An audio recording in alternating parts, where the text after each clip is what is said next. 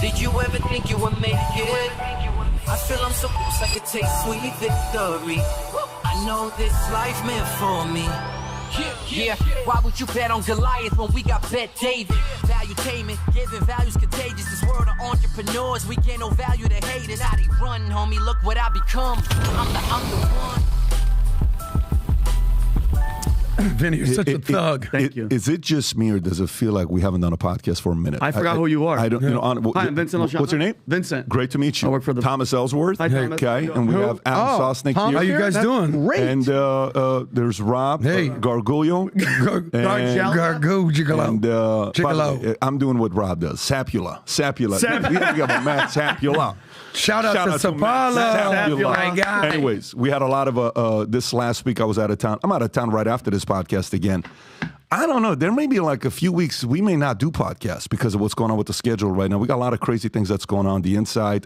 Nobody here even knows, but there's a lot of great things, big things that are happening right now, scheduling-wise. We're trying to make it work to not miss doing 2 podcasts every week simply because of the craziness that's going on right now with politics. But we'll see what happened. Last week I was in Chicago, went to a Goldman Sachs conference. That was an interesting meeting. I think there's some insight that others can take away from. I got a couple clips from Elon Musk I want to share with you. One of the clips has to do with work from home. The way he breaks it down, even the host gets upset, and he pushes back the way he breaks it down. I loved it. Then there's a video of him explaining why California is a shit show, having to do with regulation. I saw that clip. I think Ruben put it up. I thought it was a great breakdown. I want to show it to the audience. For some of you guys that are wanting to find a way to better yourself, especially women, there's a very unique conference that's taking place right now. That's it's what's the word I'm looking for? Just rejuvenating. It's a great opportunity. Is it a retreat? I'm going to show it to you. Okay. I'm interested. I'm interested in what's going on here. I actually think it's the type of woman you would like. It's a nice retreat. Oh, beautiful women. Okay. It's expensive, though, right? Okay, it's expensive. It's $4,000. I'm out. Adam showed me the fact that Klaus Schwab has announced that he will be stepping down from the World Economic Forum. This news just broke. We got to give a shout out to Brandon. To go to hell and take charge of that. Some data came up from CNN that even the CNN host is sitting there like the lady's trying to stop him. I think she was an African-American lady that was a co-host in that show. He's saying how bad Joe Biden is doing with the African-American votes. Even he went to Morehouse. People had their backs towards him. It's a pretty interesting situation there on what's going on. We'll show you the clip there. And then Cavuto sits down with White House Jared Bernstein, who is pretty much the economic advisor to Biden, if not one of them. And he's asking him, why is Biden keep lying about 9% inflation? You have to see this exchange. It's a bit comical, but it's also, part of it is entertaining to watch. Obviously, we have to talk about President Raisi, who is dead, Iranian president. There's a different reasoning, stories that are coming out. Some of it have to do with Rafsanjani. Some of it have to do with Khamenei. Some of it are saying maybe it's Israel. Iran's blaming U.S. because of the sanctions, prevented them from being able to buy the right helicopter and equipment. It's all U.S.'s fault. Anyways, there's just a lot to be covered there, and Israel's in the mix as well. And then aside from that, we have Marco Rubio, spars with NBC hosts. You got to see this one. Michael Cohen. This is just absolutely, does it get any better to say a shit show than this right here while the guy's admitting to flat out stealing money? This is New York Post. If you can just show it right now so we can. This is New York Post cover today. Look at this right here. Liar, con artist, thief. Hey, Rob, you don't want to show it. There you go. Liar, con artist, thief. Michael Cohen admits to stealing from Trump. And everyone is sitting there saying, give me a flip and break. You just kind of messed it up for us. There was a big fight between Democratic Jasmine Crockett and Marjorie Taylor Greene. AOC. And AOC was involved. John Fetterman got involved. It's just not a nice show there. Milei, Argentina, reports its first single-digit inflation in 6 months. Walmart is doing so good that they're gaining high-income shoppers as elevated prices increase. So if you're going to Walmart this weekend, you may have a billionaire and a millionaire right next to you. There's a millionaires and a Nigel. Like a Nigel, maybe they're shopping with you. Oh, they have this chicken in the 10-pack. Isn't that amazing? Little too natural, yeah, Tom. Tom, perfect. Why are there 8 hot dog buns, but 10 hot dogs in the pack. Very good You have point, to buy Mike. 40 of these things to make it match up. That's, by the way, this story is actually about Tom Ellsworth. As a rich man, he's finally going to Walmart. There's one near his house, but he's getting a little bit familiar with it. Former Facebook and Nike diversity manager. This is a story Tom didn't want us to talk about because it makes him uncomfortable. But former Facebook and Nike diversity manager gets 5 years in prison for $5 million fraud. Tom, we have to talk about it. I know you don't want to. We're going to have to do it. DEI works. Inflation flattens Americans. Wealth gains under Biden. Inter Miami Messi tops MLS highest paid list. This guy gets paid more a year than I don't know how many MLS teams of payroll combined. Sean Diddy Combs' video, we still haven't reacted. I feel like that's like 6 months ago, but it's actually a few days ago with the Cassie video. We'll react to that. Bill Maher defends Harrison Butker, who is giving that speech about mothers and wives and all this stuff, and people are losing their absolute mind, which is a beautiful thing. Former CDC director calls for acknowledgement of significant side effects from the COVID vaccine on the Chris Cuomo Show. Peacock TV, ready for this one? To air Queer Planet documentary on gay, bisexual, and trans. Ready? Animals. Let me read this one more time. Please, for some of you guys that were driving. I still think you're joking. Please keep driving safely. Pay attention to the road, to the Spotify and the Apple community. I'm going to read it one more time so you don't think we're losing our minds here. This is a New York Post story. Peacock TV to air Queer Planet. Not Animal Planet, but Queer Planet. Documentary on gay, bisexual, and trans animals. This is not a joke. This is actually happening. And Peacock bought it. Let me continue with another one here. ICC prosecutor seeks to arrest warrants for Netanyahu, Hamas leader, Sinwar, and then mortgage rates dip lower on positive inflation news. Holds at near 7%. Freddie Mac, and then obviously another story that'll be combined with the other one. Hamas flag proudly waves at New York City anti-Israel demonstration, marching for terrorists. I got a few other things in Oakland. This one's funny as hell. So Oakland had to get rid of lights. You know how you go to a stop sign and there's lights, not stop sign, there's lights, right? It's what? lights. Red, yellow, green. Oakland was having so many homeless people actually go and use the electricity that they were using for the light, and they replaced it with stop signs. This brought to you by Vincent Oshana. He showed that to me. And Gavin Newsom. Yes. Red Sox pitcher Austin Maddox. Yeah. Not to confuse Rob with Greg Maddox. Yeah. Oh, no. Do that. So we'll talk about that. He had a rough weekend. Yep. Kids, Jurassic Park. If your kids are watching a Jurassic Park cartoon that just came out, you may want to tell them to not watch it. And then there's a movie that just came out. Trump, Kansas movie. In the clip. In Cairns. I'm sorry, Cairns, Kansas. It's down the street from Monaco. Kansas is a very, very small film festival.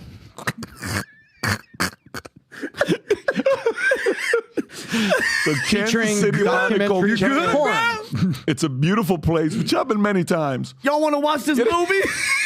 All right, y'all come in here. We got Kansas. It's a bunch about Trump.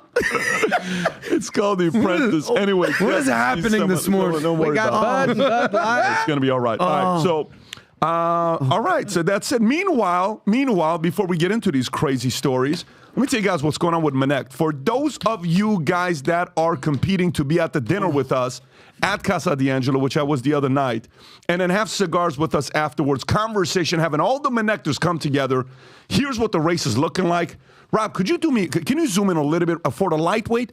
Really, Davis took over the lead, 198. These are people that at the beginning of the contest that started April 16th had never been on the app. They just downloaded it. They just started getting Minnect of them answering questions. These are 198 completed answers to questions.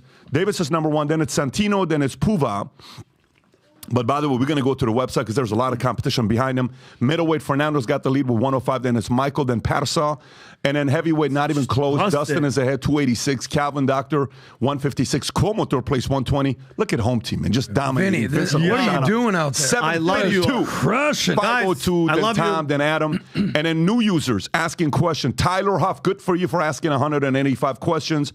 Goran Surbeski, 123. Eddie, 121. Dustin, existing. Holy moly, look at that, 895. There's my guy. Sir John ICU, 771. Ozzy Gomez, 276. Can you go to the website, Rob? Go actually to Minnect.com and go to the actual website. Just pull up a website, buddy. You just got to go anywhere. Yeah. So if you go to the Leaders Bulletin and zoom in, okay, go all the way down. Look how close the race to the left is. Look at the lightweight race. Sick. Look at that. 198, 194, 183, zoom in a little bit, Rob. My eyes don't see. Yeah, there you go. 155, 153, 134, 132, 130. So anybody can win on the light. Wow. Yeah, it's a tight race. Anyways, listen, guys. If you haven't yet downloaded Minnect and started using this to ask questions, here's what you have to realize. These are all the QR codes for us. However, this is the most important data I'll tell you. My entire life story was from being one contact away from my life changing. I'm one contact away from life changing, whether it's business, health, marriage, relationship, finance, it doesn't matter. On email, if you send a cold email to somebody, the response rate is less than 1%. Instagram DM, it's less than 3%. Twitter is 5%. LinkedIn is 8 to 12%. I got the report yesterday. Tom, did you see the report on what percentage of people on Minnect respond? Do you know what percentage of experts answer questions on Minnect? Can I guess? Write it down on a pice of paper, and then, Tom, tell us what it is. Okay, I can't enter a contest to guess because I know what the number is. But just say it. What's the number? 94%. I put 94. 94% of people answer Minnect. Correct. So, and a lot of people answer within 24 hours. I answer within 24 hours, and mine are audio, so are Vinny, so are Tom.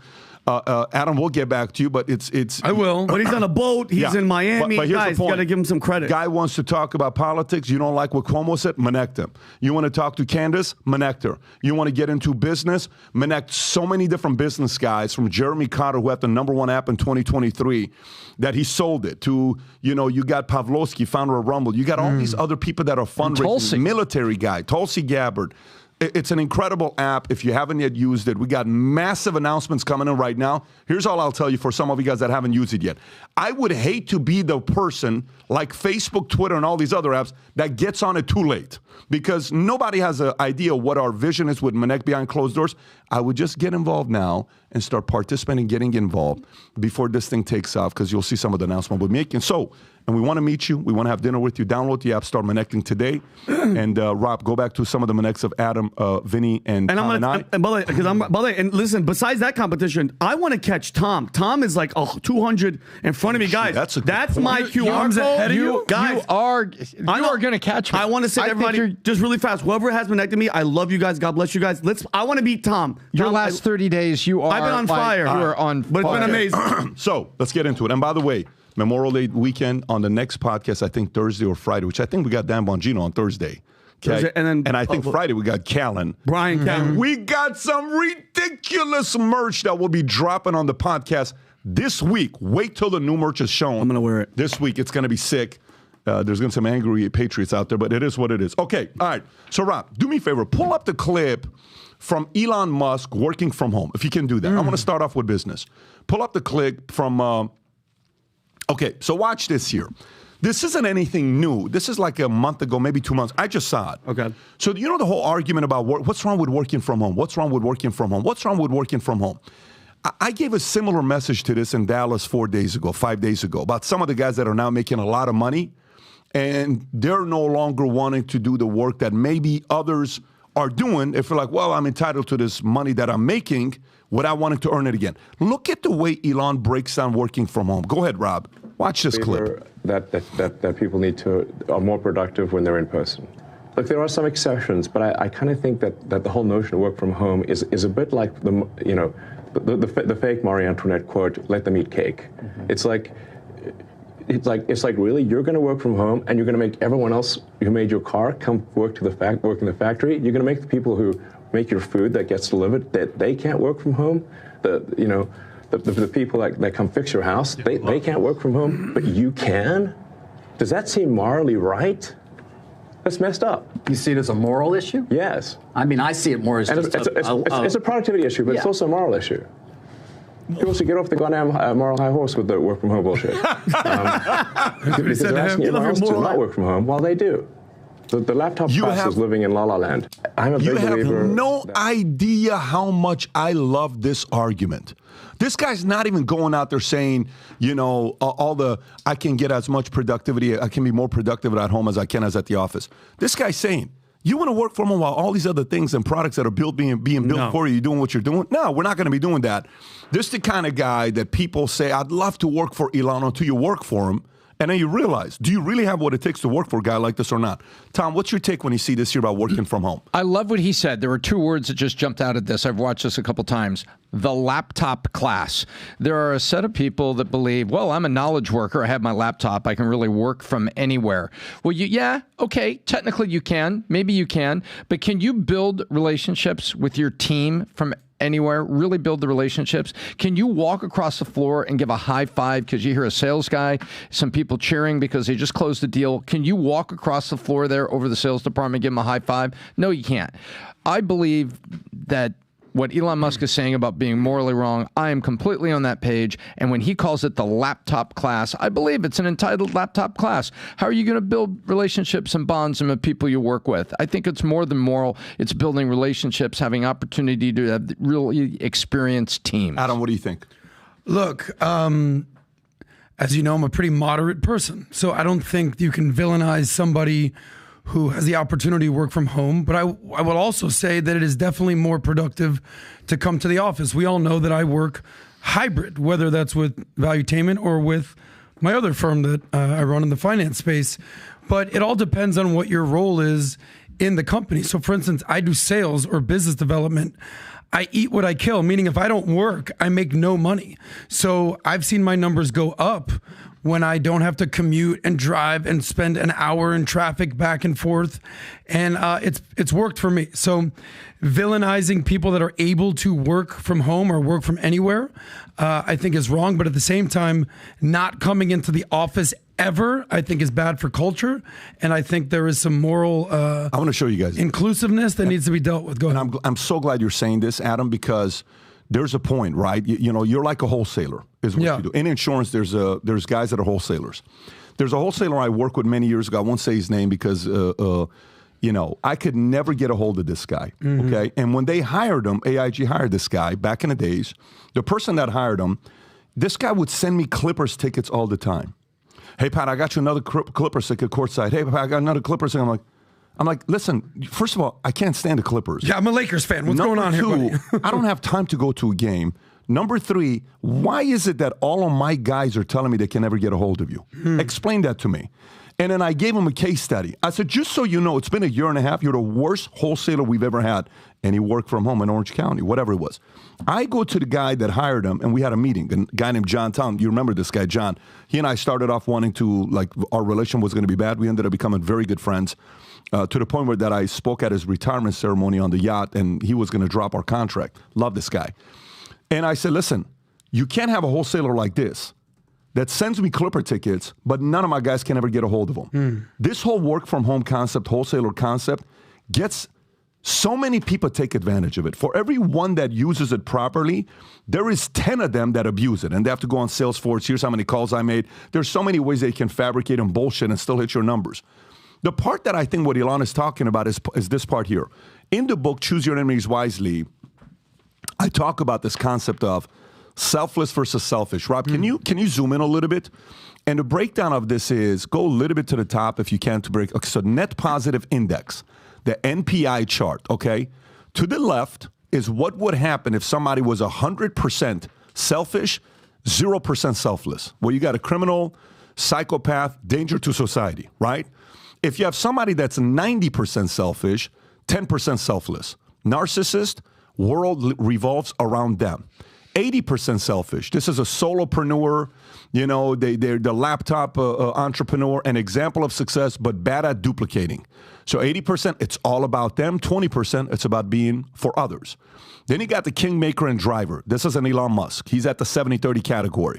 70% selfish, 30% selfless.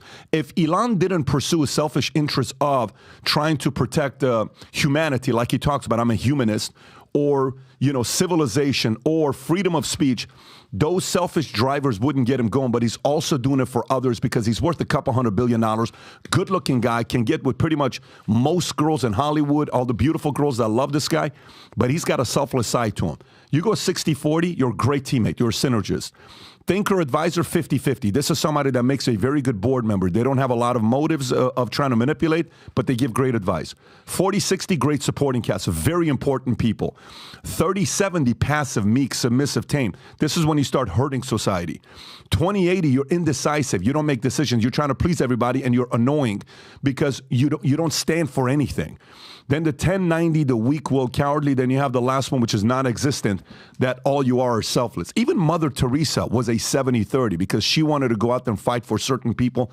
That's a drive. I think the concept that Elon was breaking down, there's so much depth to it that I hope it gets more attention because we need more people to realize 70-30 is a good place. We still need to find a way to be selfless to support other people as well, like Elon is talking about. Go to his other clip. I want to play the 2 clips with Elon, and then we'll get into the next topics. Tom, I want to get your feedback on this one as well. This is him talking about regulation. You know how sometimes we keep hearing about deregulation, regulation, and then people are like, what's the big deal about regulation? Who cares about regulation? Watch how he breaks down regulation in the state of California. Go for it. There are more laws and regulations passed and more regulatory bodies created. Eventually, everything will be illegal.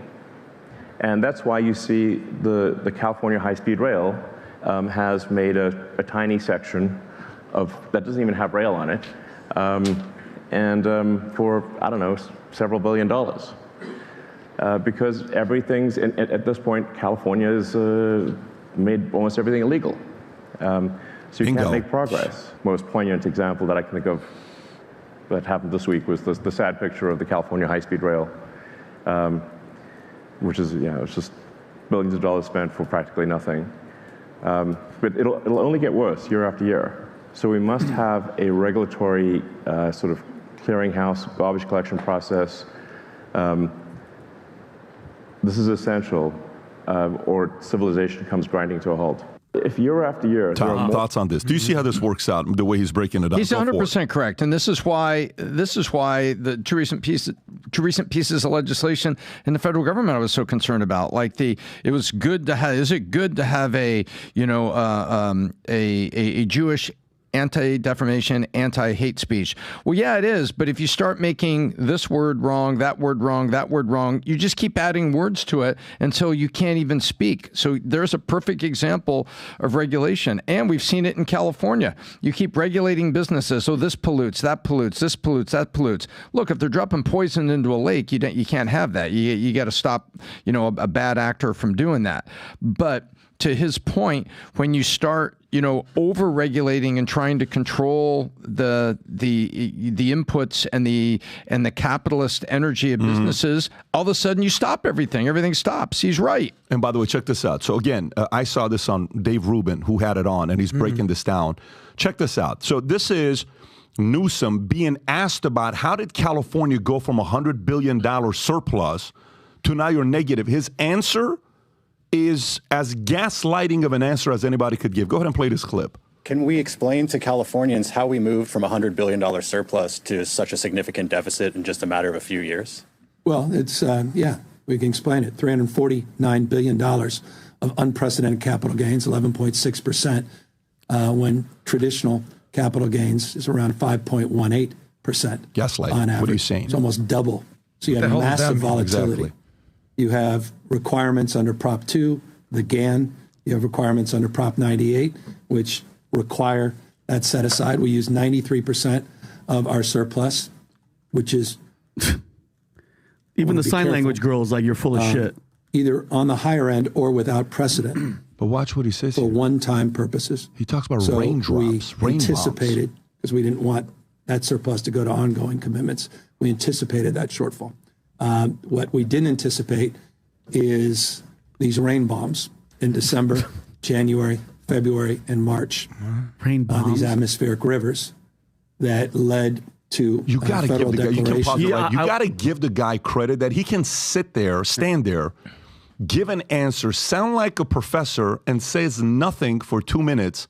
But people are going to be like, oh, okay, so that's why we went from $100 billion. Bombs are bad. So if it's a rain bomb, it's bad. The subliminal gaslighting that goes in this as well, I found to be impressive, but shocking and infuriating. It doesn't get more snake in the grass politician. I mean, look, like, he plays the part to a T. Complete This is a BS. future president you're looking at. I'm telling you right now, Potential that president, 1,000% just complete bullshitting. And by the way, the guy that asked the question, just letting him ramble on. Even the sign language girls, like, did you see her face? The girl that's doing the sign language. But you like, want that. You know why you want that? The more rambling on he goes, you don't want him to give a 15-second answer. You want him to do exactly what he's doing. Just keep BSing. Yeah, no, because the more he rambles, the more the market can decipher through the BS and say, you're full of shit. You're full of shit. What are you talking about? This is like me telling your kid, your family, we have a father who's a billionaire. Yeah. Okay? He's no longer with us. He dies. You get $500 million. I get $500 million. Tom gets $500 million. Adam gets $500 million. We're 4 states. Your name is California, your name is Texas, my name is Florida, and his name is Illinois, let's just say, right? 2 years later, my $500 million is still $500 million. Tom's $500 million is $1 billion. Adam's $500 million is $700 million. Your $500 million is now coming to me, Tom, and Adam saying, guys, I need $60 million. Sure. That's what he just did. What do you mean you're the guy that was running this? Now you don't have that money? Now you kind of blame somebody else? No, you're the guy that was doing this. But again, somehow, some way, because he's marketable, they're going to have to protect him closely because this guy could be a future presidential candidate. If not, if June 27 goes pretty bad for this guy named JB, Joseph Biden, if it goes bad, he may be somebody coming in very quickly to be like, listen, man, let's make a quick sub here. Oh, yeah, because of the numbers are getting worse. What numbers are getting worse? I mean, Joe Biden's in swing slowly states, starting to go down. Swing states, which are more important, they are not looking good. But in the general election, it is neck and neck and is into the margin of error. But we're a little too early to call on that. But you're absolutely right on Gavin Newsom. We talk about this all the time, policy versus personality. The debate that he did with DeSantis, it was such an unfair, one-sided match. DeSantis cleaned his clock. But if you ask the average citizen who doesn't follow politics and can't keep up with policy and isn't tracking the capital gains rate and the tax rate and understand the overregulation, what's going on there, they're like, yeah, I think that Gavin Newsom guy did a pretty good job. I think he won the debate. It's like, what? They're showing poop maps talking about what's going on. You know who this guy just reminded me of? You know who he just reminded me of? Rob, I almost don't want to show it to you guys. I want you to see his, and then you'll see who I'm talking about. Immediately, you're going to be like, "That's exactly." Is it from a movie? It's from a movie. Hang on one second. You can think about the movie, but I'm gonna think about the movie. Who this guy reminds you of? Who Newsom or who Newsom reminds? Oh, I already know who it is. Who you know? Christian Bale in American Psycho. Well, that's one, but the scene not even close. But the scene I'm talking about is a different scene. You know what the scene is? You know the movie with Ben Affleck and Matt Damon?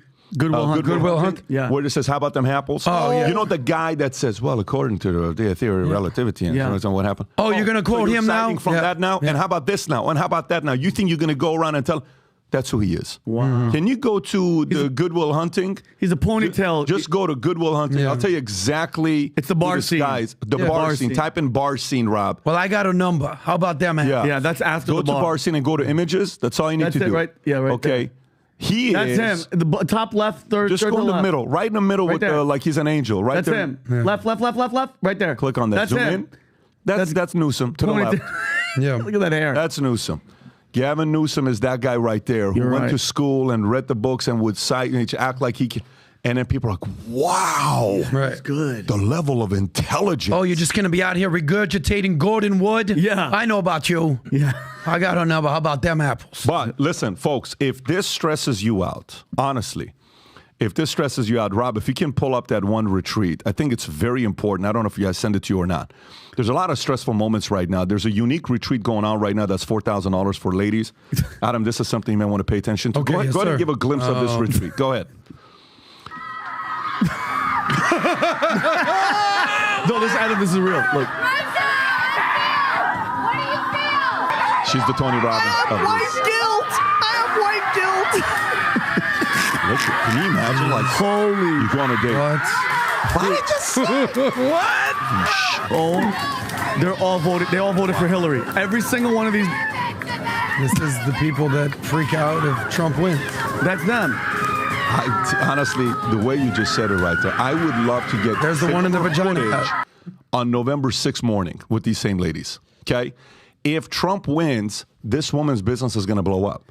Oh. She's going to go like 100x. Adam, People want to what go to is the this? Adam, this is PBD? called, it's a new trend. It's called, literally, it's a wellness for women trend. to go ahead. I'm not joking.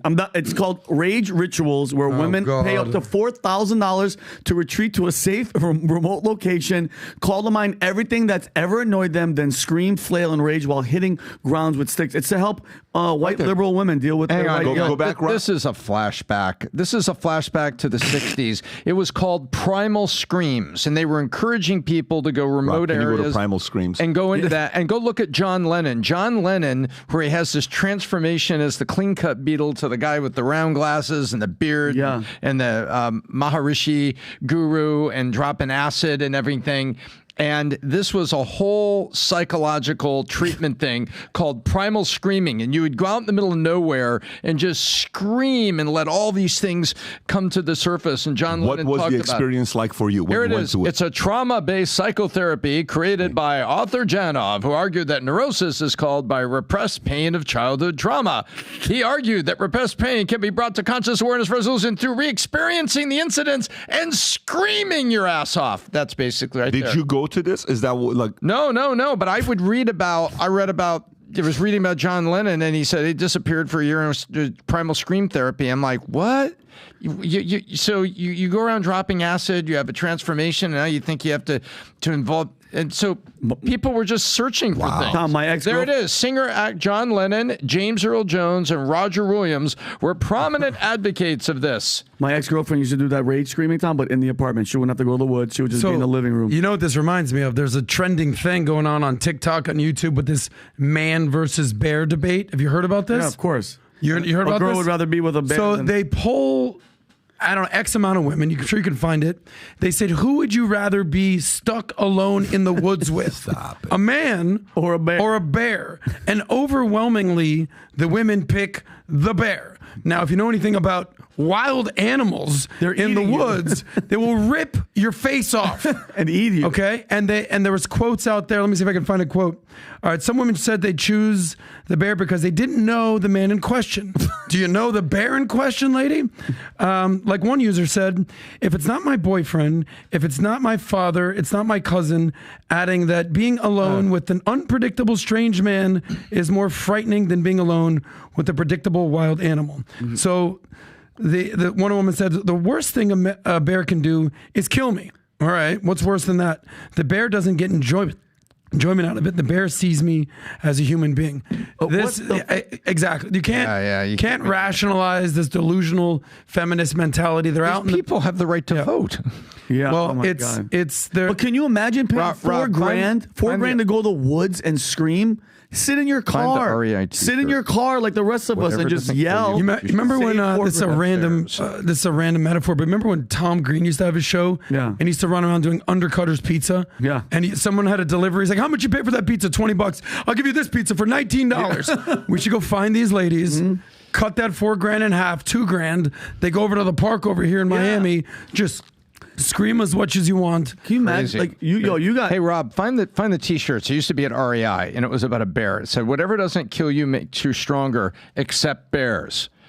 Yeah, it's hysterical. But here's the thing, though. Yeah. I mean, there is a profile of people that, if I ask you right now, Tom's not going to be done until he finds this. Can you find this so Tom's happy with that? So what doesn't kill you makes you strong, except for bears. Bears will kill you. What movie is that? This is REI. Yeah. So check this out. If I ask you right now, like the profile, I'm going to give you 10 profiles of girls, okay, and guys.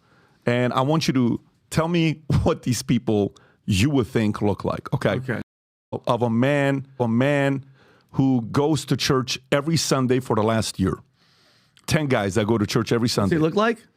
Tucks in his shirt when he's in public. Tucks in shirt, nice haircut, button-down shirt, toughly tucked in. Probably wife. Are they married? Just by himself? Are they single? I don't know. I'm just telling you. There's these 10 guys, 5 guys that go to church every Sunday. They're friends. What's their profile look like? They're clean cut. They're conservative. They're traditional. Clean cut, shaving. Their apartment's not too dirty. Yeah. Let's go to this. What's the profile of 5 guys that Saturday nights go to the bar and they're in their 40s, they're at the bar. Adam. No, I'm just saying, like, profile of guys that go in their 40s, and they have all these young 20, 30-year-old girls around. Super good looking, successful, massive network, connected, 30 days not drinking, sober. I just said 30 days, That's guys. what I'm talking about, baby. I don't know. It sounds like a stud, especially if they're not. Maybe they own the bar. Maybe they know people. I don't know. It's cool guy. Sounds like a cool guy. But by the way, actually give the profile of that person. I was going to say, like, probably a little scruffier because they don't need to go to church. You know what I mean? A little scruffier. I'm scruffy, y'all. They're Ubering. They're out there. They're mover. They're shakers. They're wearing. A couple other things. Hopefully they're Ubering. But I would add a couple other things too. But okay, let's go to another one. Go ahead. Guys that go to Vegas together, 4 friends that go to Vegas once a quarter. And they live in 4 different states. They went to college together, but they live different places. But they meet in Vegas once a quarter for 4 days. I'll tell you exactly what it is. They're married. They get 4 times a year to get out of the house. They just need an escape. They have beers in their hand. They're playing golf. They're playing beer. Flip-flops. They're playing beer. They're playing poker. They lose $1,000 each trip, but it's worth it because you're hanging with the boys. That's what it is. Okay. All right. Let me give you another one. So girls, 5 girls that go to church every Sunday last 12 months. What's their profile? They have a husband or they're looking for a husband, and either they're happily married or they're praying to get out of their marriage. Good girl, nice hair, smile a lot. They wear nice hair. Where'd you get that nice hair? Because they shampoo and stuff. Because they go to church. Adam. I'm sorry, Tom. So I don't think about what they look like, but I think like probably emotionally grounded, supportive of each other, contributors to society. I don't think about race. I don't think about what they look like, what they wear. If you got 12 girls there, they're probably kind and grounded people that are supportive. Five girls that go to yoga every Saturday morning. What do you think about the yoga audience? They definitely have a Starbucks coffee, and they hold it high for no reason. They want everybody to know that they're drinking Starbucks. What else? Those the pants, the black. For sure. What day? What day? Well, I mean, what do you think they're doing Saturday morning? If it's Saturday morning, they're probably single. They're out there doing their thing. They're trying to look good. They're trying to find a man. Now, if it's Tuesday morning, they're the rich housewife that basically has nothing to do, and the husband's like, just look good for me, baby. I'll make the money. You take care of the house. Maybe they're a little entitled. Maybe they're shopping a little too much. Maybe they have a little too much experience with this. What do you see? Best of luck, honey. The profile of a girl. 5 of them that spend $4,000 to go to the screaming ritual thing. What do you think about that? Liberal, no husband, can't get laid. They're probably over 40 years old. Hair. They're unhappy with their life. They don't know what to do with their life. They don't shave anything. If you've got $4,000, armpit hair, and they just got a welcome to the jungle. To the Bush family. What? No, I don't. Go ahead, Tom. Definitely have a Bush. Vinny, I don't think of the looks. I think of what Adam just said. He says they're not in touch. They're angry. They're searching for a way out. They're bitter, and they're trying to find answers in the wrong places. Yeah, they're either angry, they're depressed, they have mental issues, they're on meds, they have anxiety, and they're guilty. They're focused on their career, not having a traditional relationship, and they were fed a bowl of lies about feminism, and they're sort of regretting it, but they're not going to own their mistakes, so they have to come to terms with a bear and a stick in the woods. Do you think they listen to songs like, you're out of touch, I'm out of time. No, they're listening to my head when you're not around. Hall & Oates.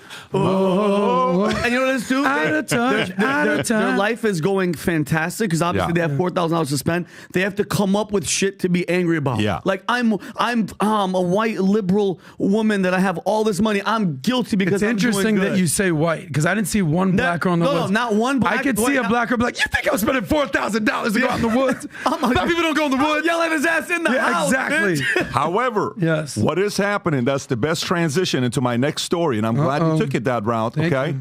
My goodness, CNN data guru breaks down how bad Biden is doing with black voters. Okay.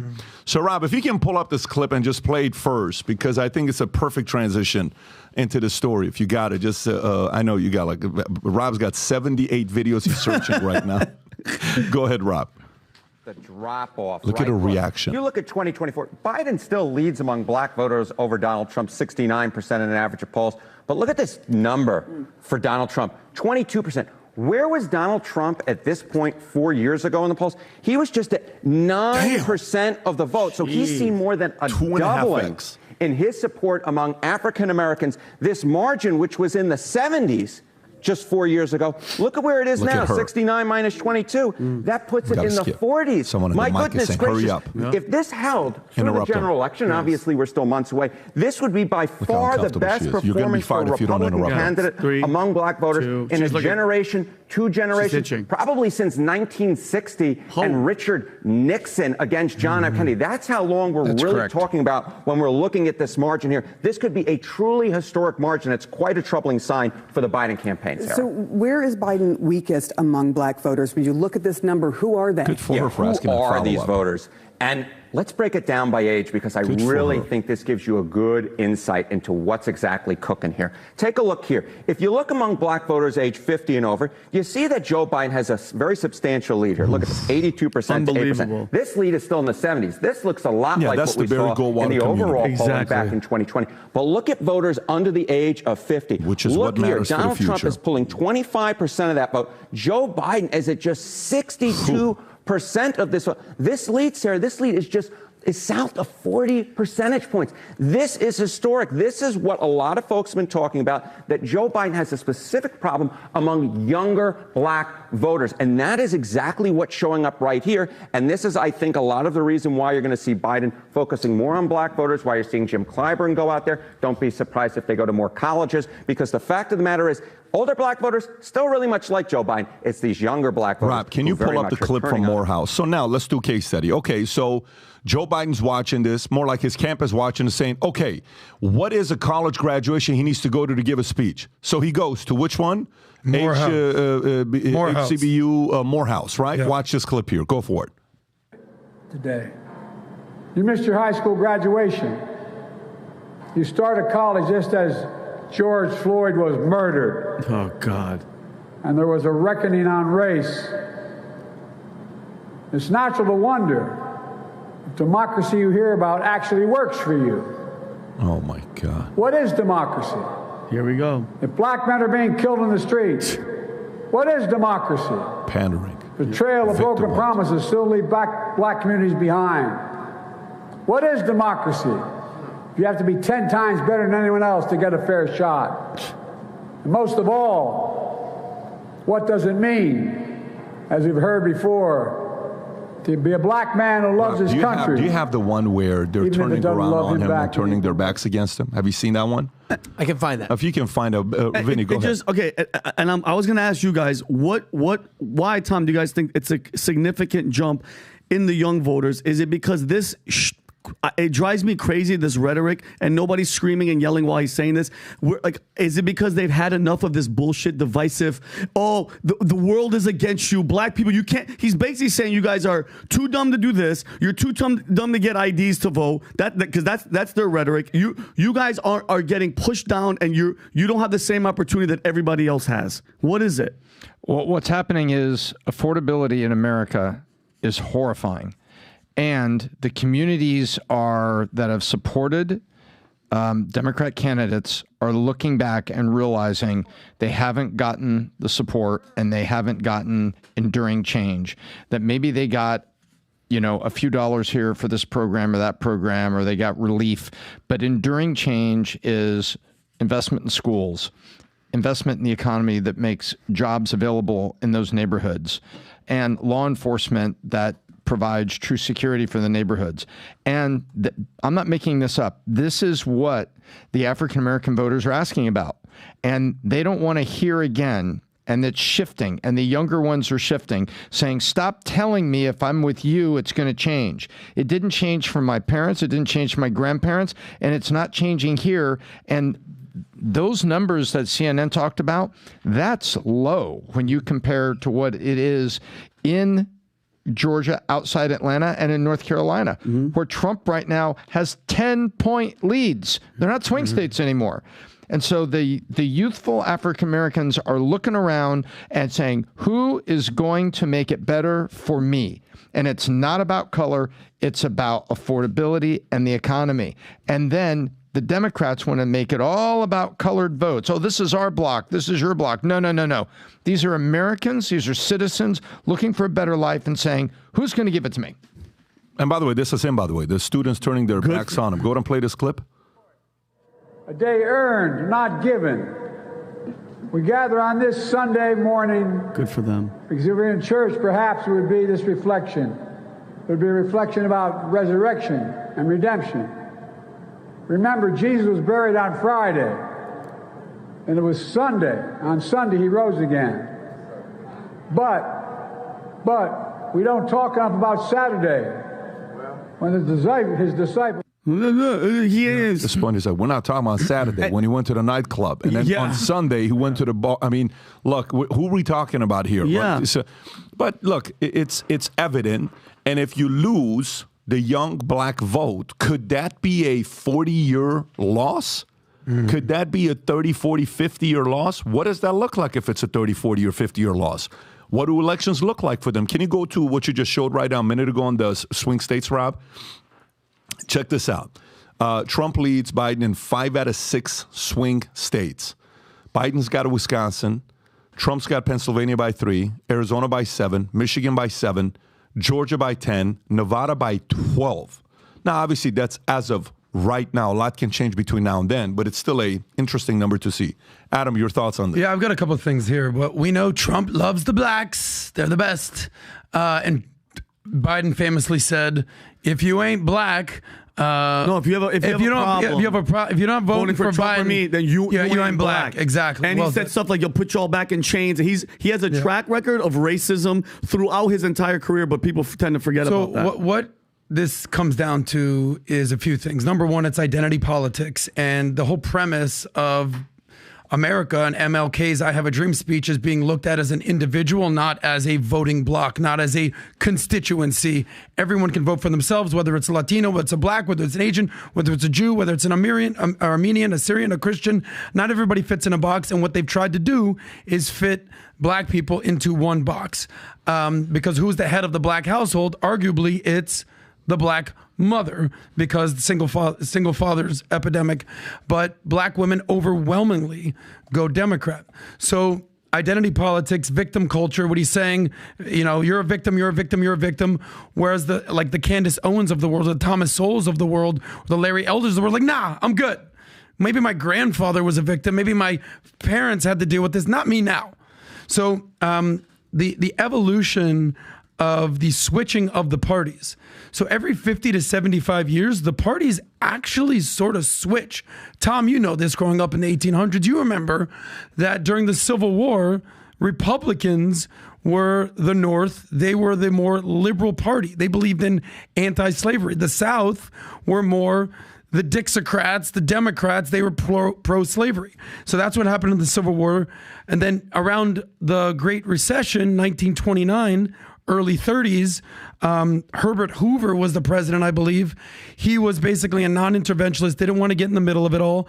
They elected FDR, who was a president for how many terms? 4 terms. He was a Democrat, and the black vote again switched again, because they were basically the whole electorate switched again. But then the biggest thing was the Civil Rights Act of 1964, which talked about with LBJ. And who ran against LBJ? That was Barry Goldwater, who opposed the Civil Rights Act. Barry Goldwater was a Republican from Arizona, I believe. And LBJ was the vice president to JFK. And everything switched with the Dixiecrats, and everything's kind of gone the other way. So now there's a new shift happening another 50 to 75 years later. Here's my perspective. Tear it down. I don't care. The Democrats, I'm talking the base of the party, used to be the working man and the unions. Now the Democratic base is the working woman, right? The abortions, the future is female, the boys can become girls. That is basically who the Democratic Party has become. So there's a shift going on. So people that were traditionally Democrats, the JFKs, the Clintons, people like my father with a picture of JFK up, are like, this is ridiculous. But the Republicans have also had a shift. And they've gone from typically the limousine conservative, I'm a country club guy, Yeah. Now they're the party of the fed up, angry patriots, working man, blue collar worker, mothers, families who want their son to not grow up to be a girl, to grow up to be a man. So what you're seeing is another shift, just like we've seen every 50 to 75 years. I don't know about a shift, and thank you for the stroll through history. I'm hoping there is a point in there somewhere. Just because I made fun of you, do you know the point was good? There were 7 swing states. 7 of them. And now, North Carolina isn't even listed. Nevada and Georgia are about to not be listed. And we're going to be down to 4 swing states. Because the closer we get to the election, Americans of all colors, genders, and backgrounds are asking a question. Am I better off than I was 4 years ago? That's been used in campaigns, but it is the operative question for the American citizen. And what they're seeing here is the mainstream media is making it about race. They're making it about voting blocks. They're making it about identity politics. But the fact is, affordability crisis in America is making people rethink whoever they have supported politically, historically, and has the greatest emergence of independent voters in this country's history. And we're down to 4 swing states, and it's looking more and more like people are going to make the choice. You got to remember Biden. Biden is a frickin' closet racist. He was the guy that tried allegedly, to keep... Tom. Not allegedly. No, he's we real. can go back and look at his own writings. I reference his writings that was brought... Let me tell you, he was preventing Clarence Thomas from going to the Supreme Court. He was extending the hearings. He was bringing in witnesses. He was doing things until C. Boyden Gray, who was counsel to the president, walked into his office and said, "You wrote this some years ago. Would you like to see this in full-page ads in the Wall Street Journal and the New York Times? Because we will put it there. You have been living in the closet. You are against this man, and you need to move this hearing forward." And the next day, Biden moved, and Clarence Thomas was rightfully confirmed by the Senate to the Supreme Court. That was Joe Biden there. That was Joe Biden. And that was C. Boyden Gray, who was that special counsel to George Bush, who walked in there and said, "Dude, we're going to call you out for who you are unless you step off this and move this hearing forward." That's the guy, Joe Biden, who's our president now, who is saying these things at Morehouse College. That's despicable. And that's the guy that's presided over our economy and as the affordability crisis in America. Americans don't buy it. We're down to 4 swing states, and I think that list is going to go to 3. You think that list is going to go to 3? Absolutely. So based on Pennsylvania, what you're saying, Tom, based on what you're saying there's going to be a landslide. That's what you're saying. Tom, is that what you're saying? Tom, what are you saying? Tom? Biden needs Michigan, Wisconsin, and Pennsylvania. There is no math that works for Biden to be elected without all 3.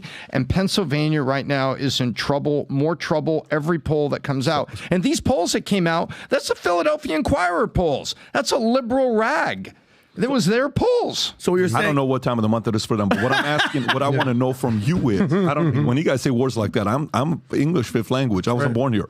But let me go back to it. Pretty accurate. So are you saying it's going to be a landslide victory for Trump? I can't say landslide, but I can say if that Pennsylvania moves much more, that this thing needs dirty tricks to go the other way. Oh, you mean voting from home? Like, let's say another pandemic comes? That's exactly what they're praying for. I'm just saying, no. Yeah. I'm not talking dirty tricks, stories, judicial activism, judicial prosecution. Come on.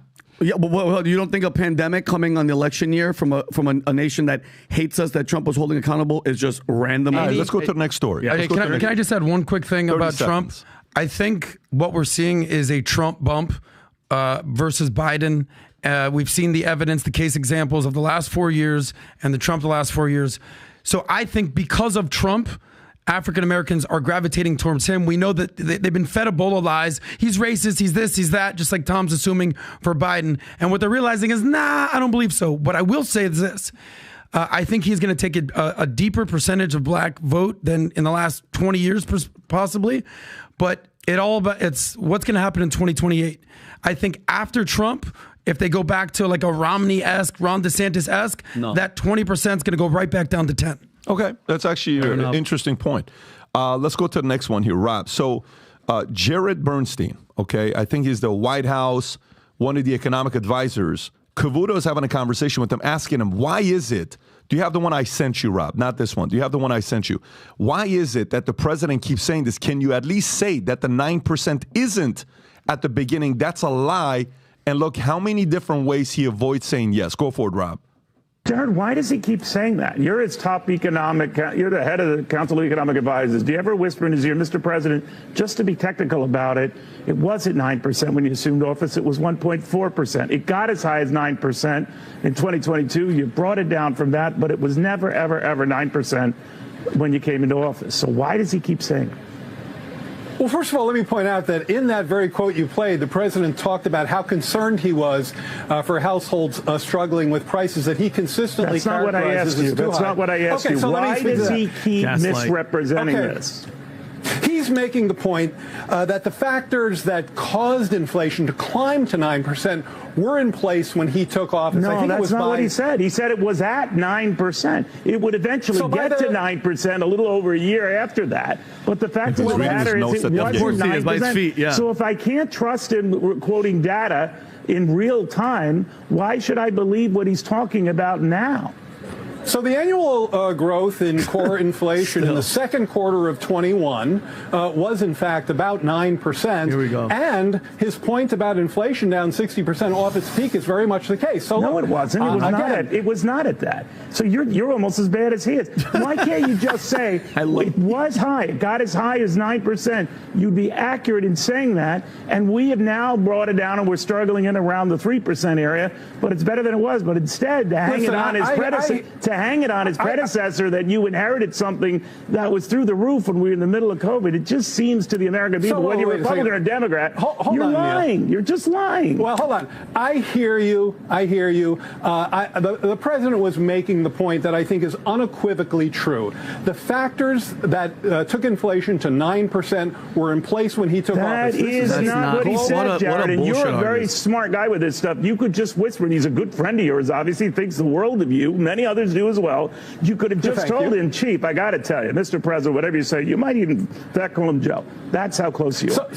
Say, sir, it was not 9%. Stop it with the 9%, because the more you say that, the more people don't believe what you're saying. Yep. Look, I think what the American people care most about is the fact that the American people care about truth, Jared. Hold on, Neil, this only works if you let me talk, okay? You haven't answered my question. I've asked it 5 times, five ways.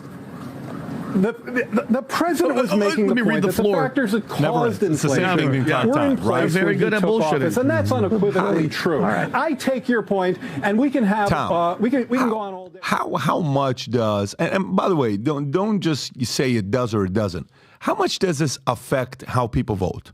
You think people watch this and say, this is why I'm not going to vote for Biden? Or you think the people that are going to vote for him are going, and the people that are not going to vote for him, they're not going to, and this makes no difference at all when they lie about numbers like this? There are two cores out there, and this doesn't make any difference. They're both entrenched. One is never going to give up on Biden, and they're going to say, no, it was there on one side. On the other side, they're saying this is what I've always said, and they're entrenched. But I believe there are moderates in the middle that crap like this is making a difference. Now, remember, this is cable news. And so this is 2 million, 3 million viewers.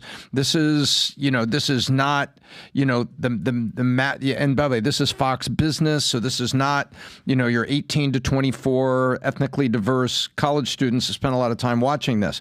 But this is exactly the thing that voters are tired of. They're tired of the lies, and they're tired of the spin on both sides. This makes a difference.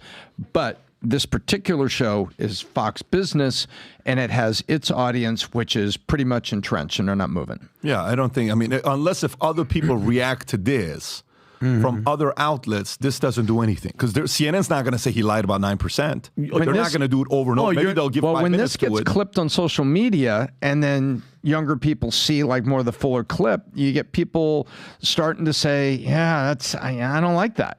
No, I think that's minimal. You nailed it. MSNBC, all those CNNs, they're never going to show this. This happened how many days ago? 3 days ago? It's nowhere. Lie after lie after lie after lie, and it gets zero coverage. We see it because we're in that opposite side, that opposite view. But Tom, nobody's seen the lies. If you counted all the lies that Joe Biden has said just in the past month, we'd have 50 papers. Yeah, He's a bullshit artist, and nobody checks him on it. Nobody stops during the speech and goes, "Excuse me, Mr. President," like they would do during Trump. It was a shit show during every briefing. It was like you were in a zoo. Over here, everybody's quiet. Everybody sits down. Nobody says one word. Nobody calls him out on his bullshit. Well, Tom hit the proverbial nail on the head because he said both sides do it. So let's not pretend both sides aren't spin doctors. Whether it's Karine Jean-Pierre or this guy or this surrogate, or whether it's Kellyanne Conway with her alternative facts, or whether it's Sean Spicer lying about the size of the crowd of the inauguration, both sides do this. And kudos to Cavuto, because that guy is as good of a journalist and as reputable as a newscaster as it gets, and he's a legit dude, and he wasn't taking any BS from this guy. But the reality is all politicians lie, all surrogates lie, all they do is spin. They have alternative facts.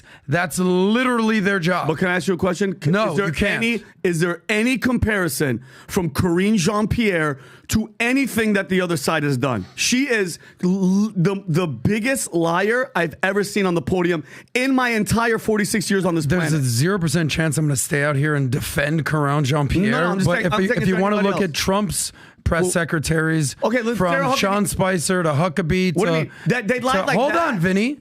To Anthony Scaramucci, who was there for like literally 8 days, to Christine McEnany. Like, they all lie, Vinny. Just stop being so biased and just say they all lied. I don't trust any of them. You didn't hear anything that I said? No. If you can compare Karine Jean-Pierre to what they had to deal with, their entire job was stopping CNN. If your question is the media more unfair to Trump and his people, resoundingly yes. But the lie. But it's the question is, do they all lie? They both lie. I think everybody. Tom said that exactly. I agree with that. Everybody lies, Adam. But there's no comparison to Karine Jean-Pierre or anybody that the left has there compared to the other side. And mind you, I'm not a Republican. I'm not a Democrat. I just know what's right and I know what's wrong. Karine Jean-Pierre is up there BSing and blinking with her BS gestures. And who's the one guy? Peter Ducey? The one guy that goes, and no screaming, no yelling. Everybody has nice rapport. It's night and day. Vinny, it's night and day. That's cute that you're not a Republican, not a Democrat. I'm not. You're on Team Trump and just own it. That's fine. Hold on. You should be. Hold on. I can love you should be. Hold on. I can love Trump and not be a I'm not going to go to a convention and hold up. No. You're MAGA. Trump is a New Yorker. You're good. Boss. You're MAGA. 1,000%. So let's go to this. Levels of lies. Tell me the lies that Trump and Republicans told. And not about a crowd. So I don't disagree, but tell me levels of lies. Tell me from who? Give me any lies, and the biggest top 3 lies Trump told. That Trump told. Do you want me to get into all this? I don't know. Tell me what you're thinking. No, but I could tell you the lies the media told about Trump. Okay, so now watch what's going to happen here. Actually think about this. If I ask, dude, I'm not going to be the guy that's defending all this stuff right now. Hang on. I'm not going to be that guy. Well, wait a minute. If you're going to impose and fire, you have to receive. I'm just saying that both sides lie. And now, let me go make ahead. my Fire point. at Adam. No, I'm not. Let me make my point and hear me out. If I were to tell you the 5 times Trump made inappropriate call-outs to people, how quickly can you come up with 5? John McCain, the reporter. I like my hostages, my veterans not taken hostage. Keep going. Megyn Kelly, she had blood. This, that, the other. Roseanne, not Roseanne. Why are you gonna do? No, he said O'Donnell. Rosie O'Donnell. Rosie O'Donnell. Who else? Who else? Keep going. Look. But the tweets, don't give the me the point. Kofifi, Just answer the question. So the point is, he said a lot of obnoxious things. Is it fair to say, if we ask the question of Biden coming up with 50 obnoxious things versus Trump is ahead by a mile? Is it obnoxious things? Meaning without actual question, disrespect. Trump's got it. Yeah. Okay. Yeah. So that part. Now, imagine if somebody on the right says, no, but that's not fair. But Biden's also said some obnoxious things, not at the level of Trump. No. Okay? Yep. But if I ask you right now, look how quickly you came up with them. Tell me the 5 most disrespectful thing Biden has said. Disrespectful? Kind of like trolling, like Trump has done. No, they're masters of macro lies, not. No, you don't just think. All of us here. Yeah. Can you think Hunter about Biden's the top laptop. 5 trolling moments for Biden? Trolling meaning saying stuff that like that he just said. You know, McCain, where you know. If you have a problem voting for me or Trump, then you ain't black. Something like that. You're gonna have a hard time coming up. That's not a trolling. Okay. That's a gaslighting. Yeah. These are different categories. Now watch where I'm going with this, Adam. Mm-hmm. Tell me 10 moments, big moments, where Biden lied. Jeez. Actually, give it to me. Rob, you can participate. Tom, you can participate. Just any moments. I'm going to go with the jobs numbers. Taking credit for the job creation, and the jobs numbers get then revised by our own department. The border secure, inflation, the number of people that have come across the border, the inflation thing you just talked about now and in the past. So I just pulled up an article I did. I did this video many, many years ago. It's called 7 Types of Lies. Ready? So here's 7 types of lies. Number 1 is white lies. Who tells white lies? Kids. Who else? Everybody tells white lies at times. Okay? All right. 2, plagiarism. How many plagiarism speech things is there with Biden? How many times did he take talks from guys from Britain? How many times, even Johnny Carson one time, have you guys seen Johnny Carson, Rob? Have you seen this thing where Johnny Carson says, so there's this senator, I think his name is Joseph Biden. Have you seen this clip or no? First of all, if you have not, you have to see how he ends it. Johnny Carson on Joe Biden. Okay, Rob, do you have this? I don't know. That's it right there. Which one is this one? That's it. Go ahead and play this clip. Watch this. How long is it? 37 Okay, seconds. go ahead. Watch this. Watch how he ends it. Political scene, one of the Democratic candidates is Senator Joseph Biden. Have you seen the problem he's been having? He went around and made a speech. And apparently, he quoted I think it was a British politician, took his speech and kind of paraphrased it as his own. And then the press got on him, and then he was charged also with taking part of Bobby Kennedy's speeches. And Biden says, not to worry, he reassured his staff. He said, we have nothing to fear but fear itself.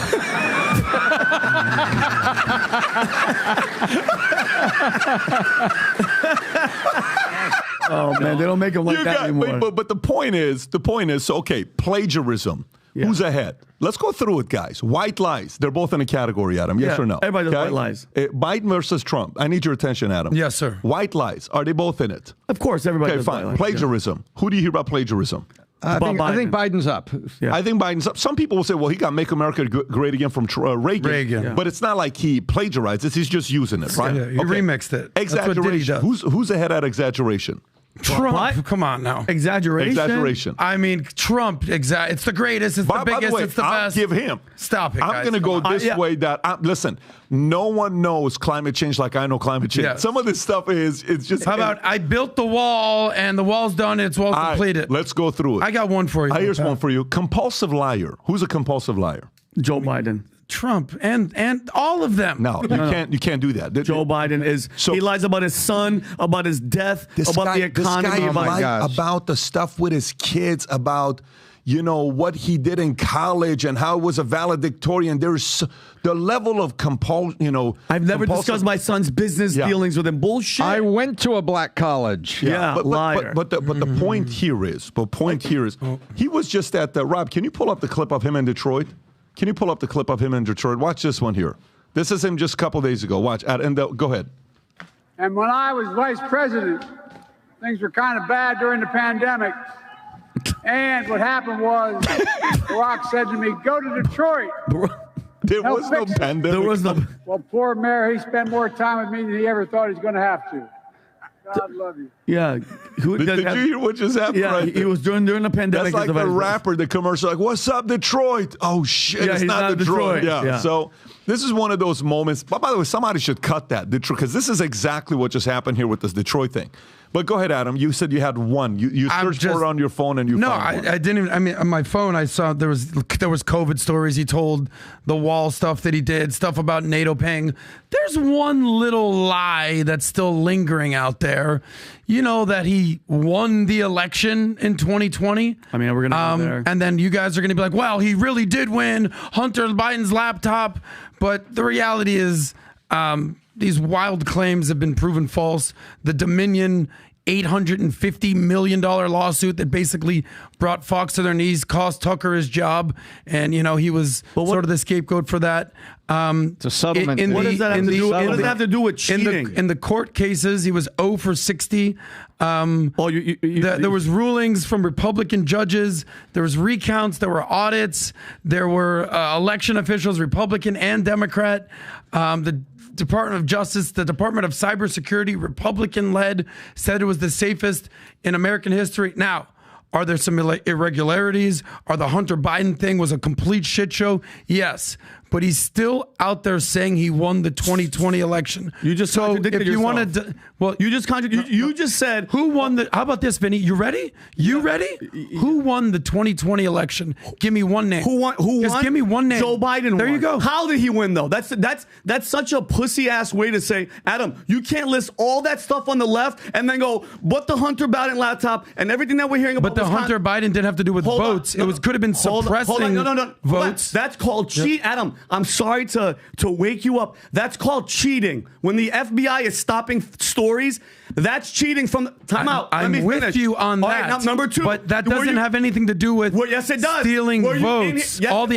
Let me finish. For 60. Were you in here on the other podcast? For 60. Were you in here on the podcast? The court. Hold on. I want to say one over thing. each other. Yeah, Just make your point. Were you Go ahead. in here on the podcast that we had, the home team? I'm pretty sure you were. We're seeing all the cheating that's happening in Georgia. We're seeing now all the shit that happened in Wisconsin. There was cheating, Adam. That spike overnight was cheating. I can say Joe Biden won. I don't think it was fair and square. That late night ballot dumping, all I do is keep seeing stories and videos of them cheating. Stay at home and vote. Mail in. Illegals voting. It's all a sham, Adam. It's all a sham. Do me one favor. Do me one favor and just say, in my opinion, and then say everything. No, this is not my opinion. Because you're not an official. What do you mean? You're a podcaster. There's been nothing official. Vinny. What do you mean? There's one thing about being loud, and there's one thing about being wrong. There's a problem when you're loud and wrong. Adam, there's nothing. What am I saying that I'm wrong? The Georgia thing and the Wisconsin thing wasn't wrong. You were in here. You were in the podcast. Yeah, I showed it. Okay. Facts. Cheating. So where did they go? What happened? Adam. After Vinny Jones said it, what happened? Okay, Adam, the Vinny Jones thing doesn't work because you saw it. But you just were on tell me this podcast. what happened after you announced it. Nothing's going to happen, Adam. The system's rigged. All the judges that you're talking about are left. I don't disagree that the system is rigged, but he lost the election. I'm glad you admitted it. No, let me ask a question. Favorite part of the week. But by the way, Adam, I don't put that as lying. I put that in the category of not accepting a loss. Great. 2, not believing that the other side's being honest about the way they went about it. That's not called lying. I don't believe that, XYZ won because I don't think it was a fair election. No problem. There's different stories versus 3 years. No, we know, Adam Schiff, we know this guy was colluding with Russia, and America believed it. We know. That's lying. And he was lying. I agree. Yeah, no, but that's not lying because it's literally called the big lie. Let me ask you, of course, because that's how you brand. It's called branding. It's great branding. Trump's great at that. No, it's for sure. But here's a question for you. Yeah. So 3 years later, Russia collusion was a lie. What's your position with that? Yeah, we were fed a bowl of lies. Okay, so a lot of people fell for it. Let me ask you a question. Say in the next 5 years, story comes out that they did collude in the election in 2020. What's going to be your position? I'm going to say, wow. All the courts, all the rulings, all the recounts, all the audits, all the election officials, the Department of Justice, CISA, the Cyber Intelligence Infrastructure Security Advisory Committee, they all lied to the American public. Which, by the way, it's nothing new because just in 2020, 50 secret intelligence officers, signed and said that there was nothing in the laptop. Do you believe those 50 people? Do I believe the 50 people that said 50 high-level intelligence people from the community signed saying there was nothing in the laptop? Do you believe those 50 now? So you're now relying on DOJ, but this is where I'm trying to go with. So then who do we believe? The Department of Justice or Vinny? I don't know. No. I'm asking a genuine question. First of all, no, I'm not. No, I guess I'm the asshole, guys, that I believe our government. This is you shouldn't. This is what's called the conversation. I'm listening. Guy. Let me make my point.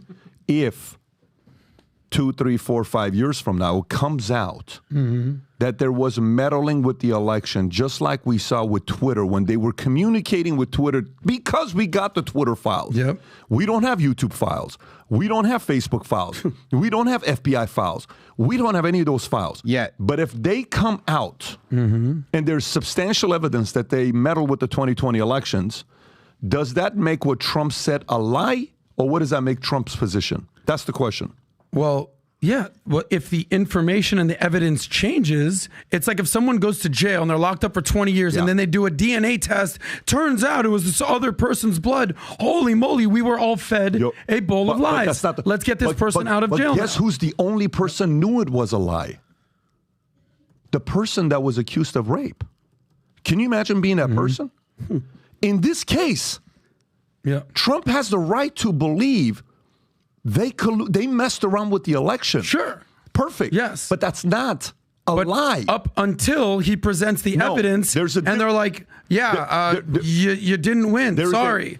We did the recount. You didn't win. The investigation by the agencies happened when the guy who controlled those agencies was the guy that beat him. That's a little bit weird that the guy leading the investigations.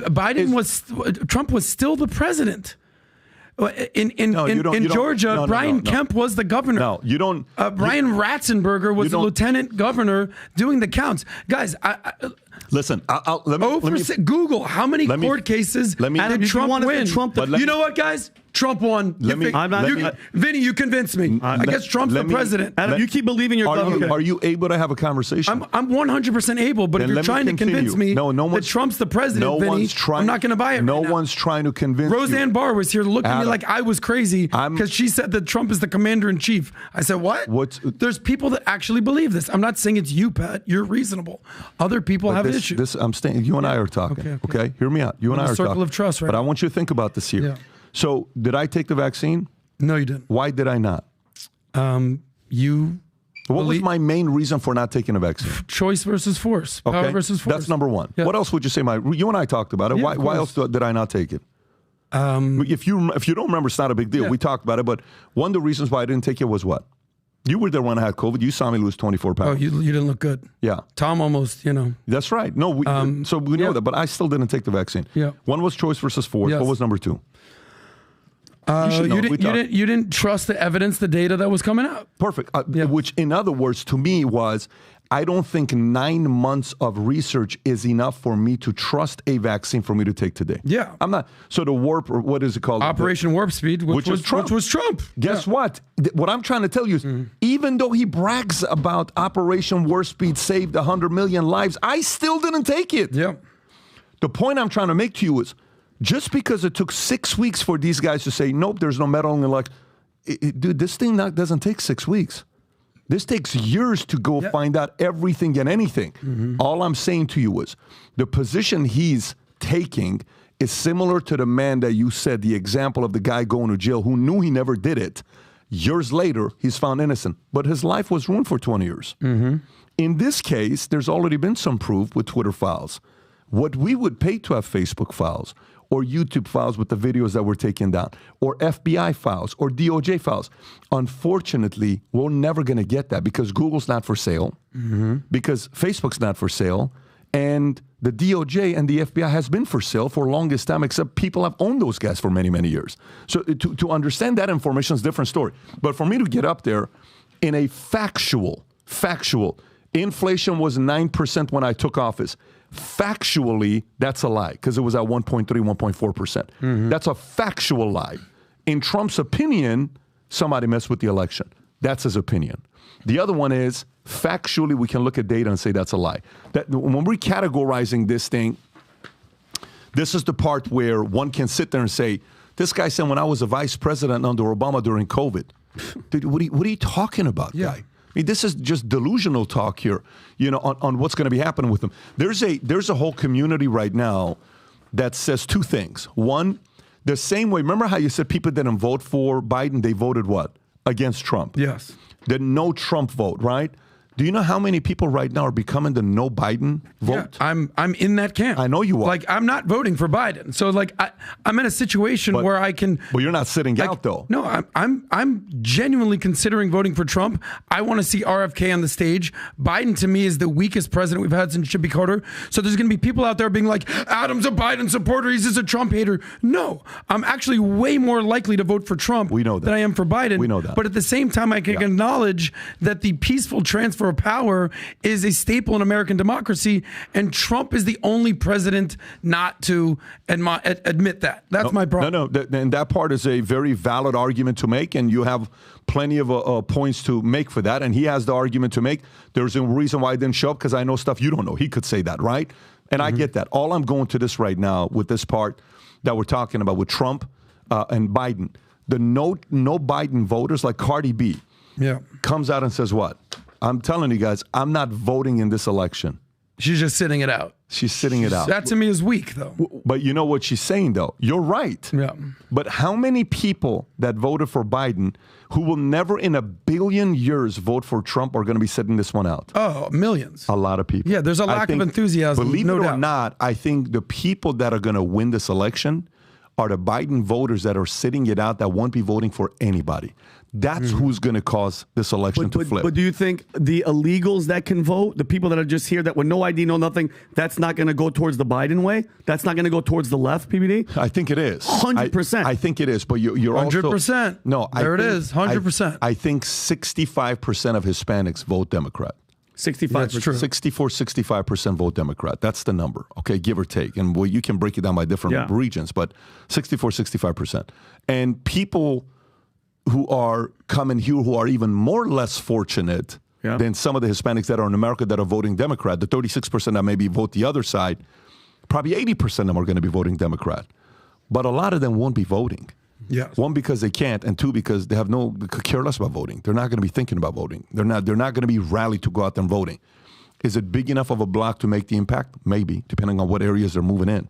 But the people that are flat out saying, I'm not going to be voting, and they voted for Biden, I think their influence. How many people think Cardi B just said, I'm not going to be voting, period, I'm sitting this one out? How many people think who are her followers are going to say, I'm also sitting this one out? 2 million? Let's say 100,000. Yeah, well, she has how many followers on Instagram? I know, but let's just say it's 50, 100, 200,000. Okay. Still a lot. Of course, especially in New York and stuff. Yeah, big time. So that's the part that's going to flip the conversation here. Anyways, let's go to the next story here. Next story here is Raisi, okay? Iran State TV says no sign of life at helicopter crash site. That's May 19th. And then eventually they announced that he died at the age of 63. This is a Bloomberg story, page 6, if you want to go to it. So Ebrahim Raisi, Iranian president, confronting West, dies at 63. The ultra-conservative cleric whose tenure as Iran's president was marked by a mass uprising and increasingly hawkish stance towards the West, he dies after a helicopter crash at 63 years old. The president's helicopter went down Sunday in the northwest of the country.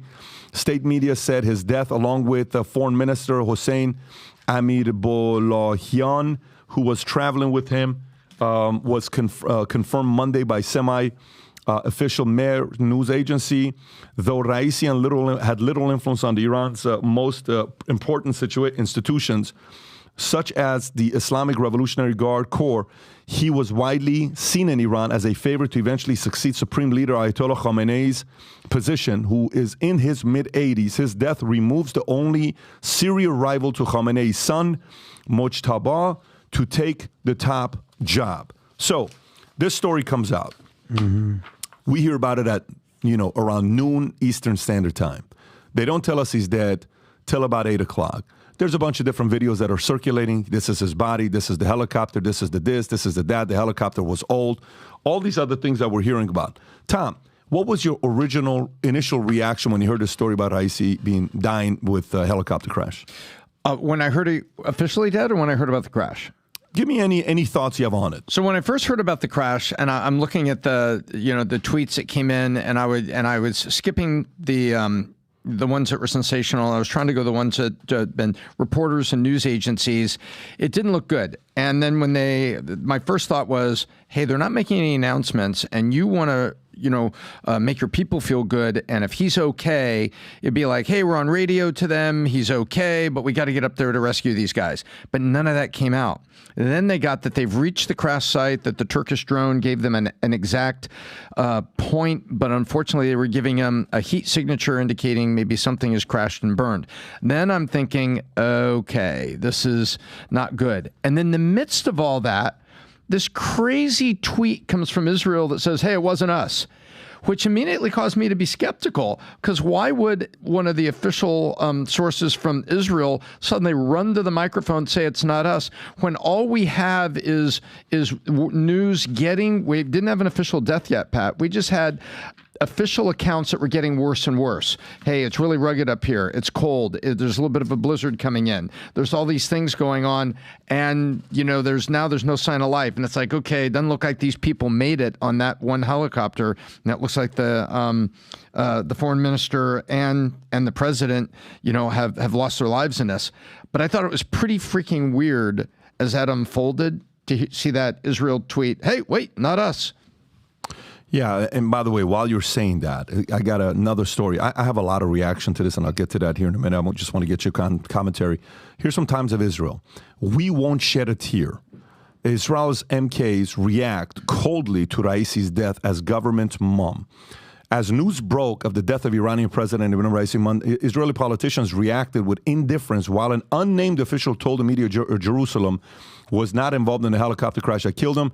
It wasn't us, the Israeli official says, who requested anonymity, told Reuters. However, MK Avigdor Lieberman, chair of the opposition Israeli Betin party, said Israel did not expect Raisi's death to make any difference to Iran's policies in the region.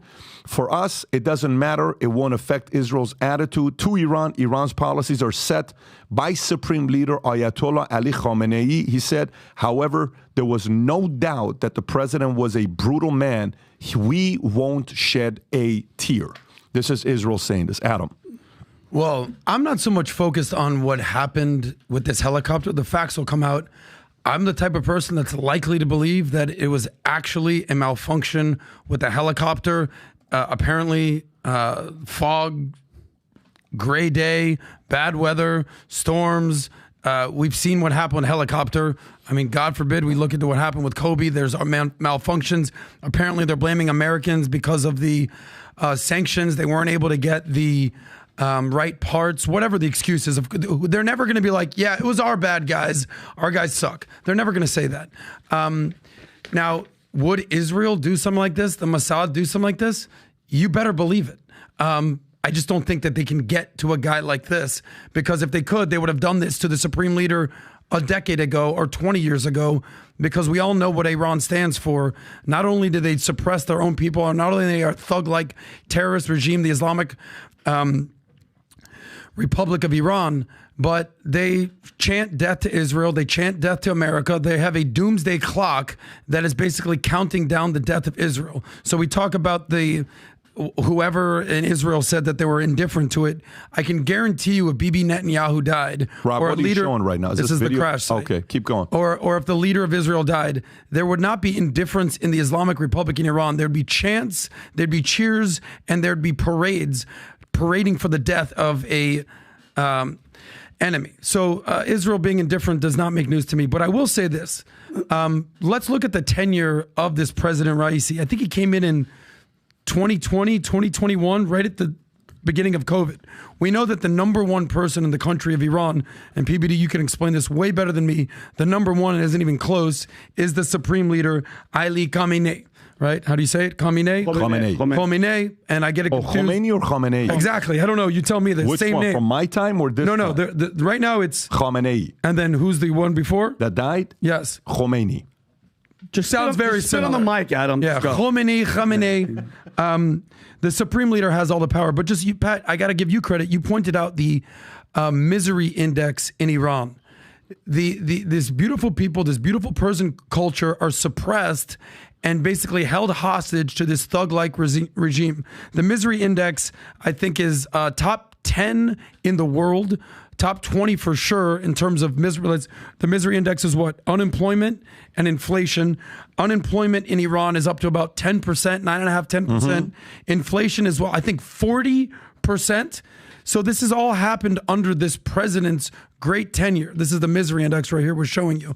So the misery index, I believe, is 73 right now. It was 39 6 years ago before Trump left office and he basically exited the nuclear deal. But this guy has done nothing for the country of Iran. Last point, I remember his first year there, 2021, 2022, there were the protests for the death of the girl Mahsa Amini. Do you remember that one? Mahsa, her hijab was crooked. So here's a message to all the leftist, Marxist, communists out there on campus protesting anti-Israel, pro-terrorist. They started killing hundreds, if not thousands, of protesters, the morality police, because women weren't wearing the headdress, the hijab. So this is who you're rooting for, that if you can't go out and protest, and if you're not wearing what they want you to wear, they will kill you. Didn't they just kill someone last week who just spoke? Death penalty. They gave him a death penalty. To who? A rapper? There was a rapper who spoke out. So just think about what's going on here in Iran and who this regime is. Here's a couple things to be thinking about that's going on here, which is kind of weird. So speculation. All right, so this guy died at 63. He was supposed to be the next supreme leader of Iran, replacing Khamenei. The competition for his job was Khamenei's son. So there is a camp in Iran that says this was an inside job, that Khamenei, his community, took out Raisi because Khamenei wants to keep it in the family to have his son become the supreme leader instead of Raisi. Now, that's pure. I think this event happened at Tabriz. If you can look it up, type in Raisi and Tabriz. Tabriz is like the Tabriz. That's near Azerbaijan. It was on the border of Iran and Azerbaijan. So if you can look at the location of it, where does it say Tabriz or no? I don't know if you see it or not. Anyways, yeah, there it is. So thousands mourn Iran's Raisi and Tabriz possession after the helicopter crash. So, so part of it is that. It's easy to blame Israel. They're blaming U.S. to say if U.S. wouldn't have put the sanctions on us, we would have had better equipment where the military, the helicopter wouldn't have crashed because this was an older helicopter, et cetera, et cetera. Okay, great. There's a part of the community that also, if you go back and type in Rafsanjani, type in how did Rafsanjani die? It's a very easy last name, Raf. How did Rafsanjani die? Rafsanjani died. You can look up, how did Rafsanjani die? There it is, zoom in. Okay, so Rafsanjani died in 2017 following a heart attack in a hospital in Tehran at the age of 82. Although government officials attributed his death to cardiac arrest, his sudden prompted speculation that he had been assassinated. And who is this, PBD? Rafsanjani was the former president, I believe, of the Islamic Republic of Iran. He was the former supreme leader. Was he the former president or supreme leader? No, there's only been two supreme leaders. He's a former president of Iran. Okay, so Khomeini and Khamenei, this is the former president of Iran, Rafsanjani. Now, Rafsanjani dies. His family's like, wait a minute, we're a little bit uncomfortable with the way this guy died. Some of them are saying he was murdered. There's a lot of different stories, by the way. Lots of investigation into this. And anyways, Iran's going through the issues with their political power on who's going to take over. Now, the other part to be thinking about with this is a little bit technical. People are saying, Iran's about to go through a revolution because people are celebrating in Iran. Fireworks. Yeah. You know what his nickname is, right? Who wrote it? The Butcher. Can you go to Raisi? Butcher of Iran. Type in Raisi and just put Butcher. Rob, you're just improving in your typing. Raisi. No, Raisi. Raisi. Butcher. If you can just put that in there. Listen, I got to give Rob credit. He's great at a lot of things, spelling in his bag. Go to the New York Post story. Butcher of 10. Right? Go to right there on the bottom left. Go to the New York Post story. Didn't Wikipedia say Butcher of 88? There you go. The Butcher of Tehran, Ebrahim Raisi, is dead. Good, but it won't change anything. This is the story. Now, why are they calling him the Butcher of Tehran? Go to Raisi execution political prisoners 1988, I believe. Go to Raisi execution political prisoners 1988, okay? So zoom in if you can find this right there. 1988, zoom in a little bit on political prisoners. And this is when a series of mass executions of political prisoners ordered by Ayatollah Khomeini. This is when I was still in Iran, and carried out by Iranian officials took place in Iran starting on 19th of July, 1980, continuing for approximately 5 months. The killing took place in at least 32 cities across the country, and estimates of the number range between 2,500 to 30,000 people, many of whom were also subject to torture. Allegedly, the majority of those who were killed were supporters of the People MEK party, but supporters of other leftist factions, including Fadiyan, Today Party, which the Today Party is the communistic party. So they're saying the guy who led this, if you look at the picture to the right, look at the picture. Who is that? There you go with Raisi. He was the leader of this mass execution that took place in 1988. So there's a lot of people celebrating right now. There was fireworks. There was all of that. Now, they're saying there's people also praying. Of course, anybody that's part of his crew, they're not going to be happy that this guy died, right? In regards to how this changes things with Iran potentially having a revolution and it being free again and all that other stuff, the chances of that happening is less than 1%. This is the celebration in Iran after he died, okay? This is the celebration after he died. What's going to happen to those people? There's going to be exactly that thing going back at them, right? The fireworks for them if they find out who it is. But the chances of, look at this. Get the audio, Rob. You're writing the audio. This is where? In Iran? There's no chance. So it's Canada? Oh, I see Canada. All over the world, Iranians are celebrating that this took place. Now, keep this in mind. The chances of anything happening to Iran with revolution, less than 1%. Yeah. Why? Because for there to be that happening, they're going to need the support of U.S., and they don't have the support of U.S., period. U.S. is not supporting any kind of change in Iran right now. They need somebody strong in U.S. that's going to be willing to impose certain level of challenges and, calling them out and doing all that stuff. Biden's playing diplomatic right now, trying to win the free Palestine folks and still win the Jews. And the more he does that, the more he loses the Gen Z. Right now, he's lost 81% of them. So it's unfortunate what's going on. Iranians there's a lot of power play stuff that's going on behind closed doors, but we'll have to be patient to see what happens next with these guys. I have a question for you, PBD.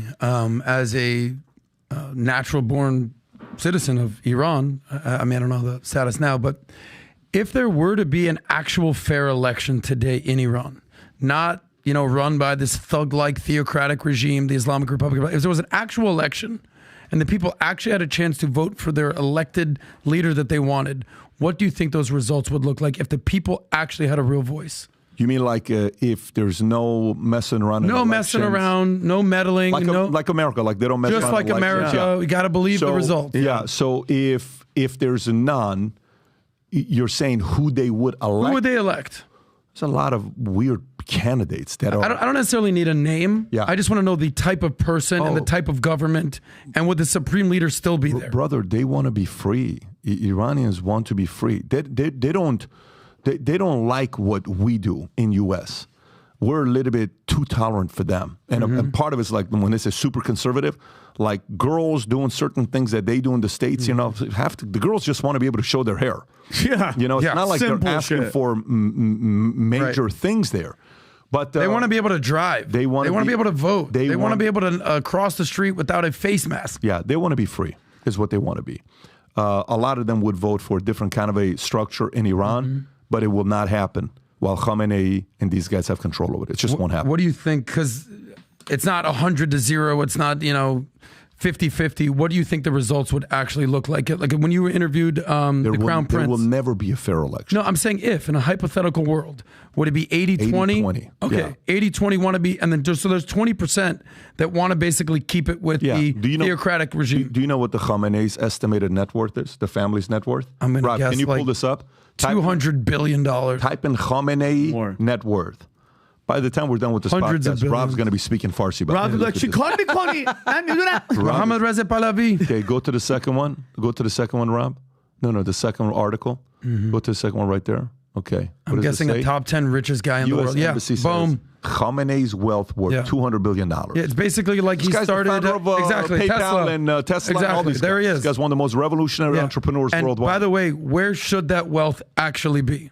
Not in his hands. In the people's pockets. Not just the pockets, but the better roads, better opportunities, better, industries growing, the economy being in a better place, opportunities for more people. But no, these guys got the money. And by the way, if you're a government official worth $200 billion, you're a criminal. Just so you know that. Like, what's her face? Nancy Pelosi. No, see, this is where you make a false equivalation. She's 100 million. This is 200 billion. This is Vladimir Putin, my friend. This makes him the richest man in the world. I understand that. So let's understand numbers here, Vin. I know. I understand. 200 billion is a lot more than 100 million. But does anybody for our government should be even worth $5 million? Like, well, Rick Scott, who's our senator here in Florida, is the richest guy in Congress, and also the guy from California. Is worth a couple $100 million. The Republican guy. Right, let's go to the next one. There's fraud involved. All right, let's go to the next one. Trump demands drug test for Biden ahead of first debate. Okay, now this is this guy. This is the kind of stuff that we say he's just a professional at trolling. But he actually may have a point. Former President Trump said he wants Rob. If you can play, is this a clip? Go ahead and play the clip. Remember that idiot from CNN? Oops, I shouldn't say that. I'm doing a debate for them. They'll be slightly tougher. No, I have fake Tapper is they said. Fake Tapper? I just want to debate this guy, but, and I'm gonna demand a drug test, too, by the way. I am. No, I really am. He really is. I don't want him coming in like the State of the Union. He was high as a kite. I said, is that Joe up there? A beautiful rock? And by the end of the evening, he's like, well, it was exhausted, right?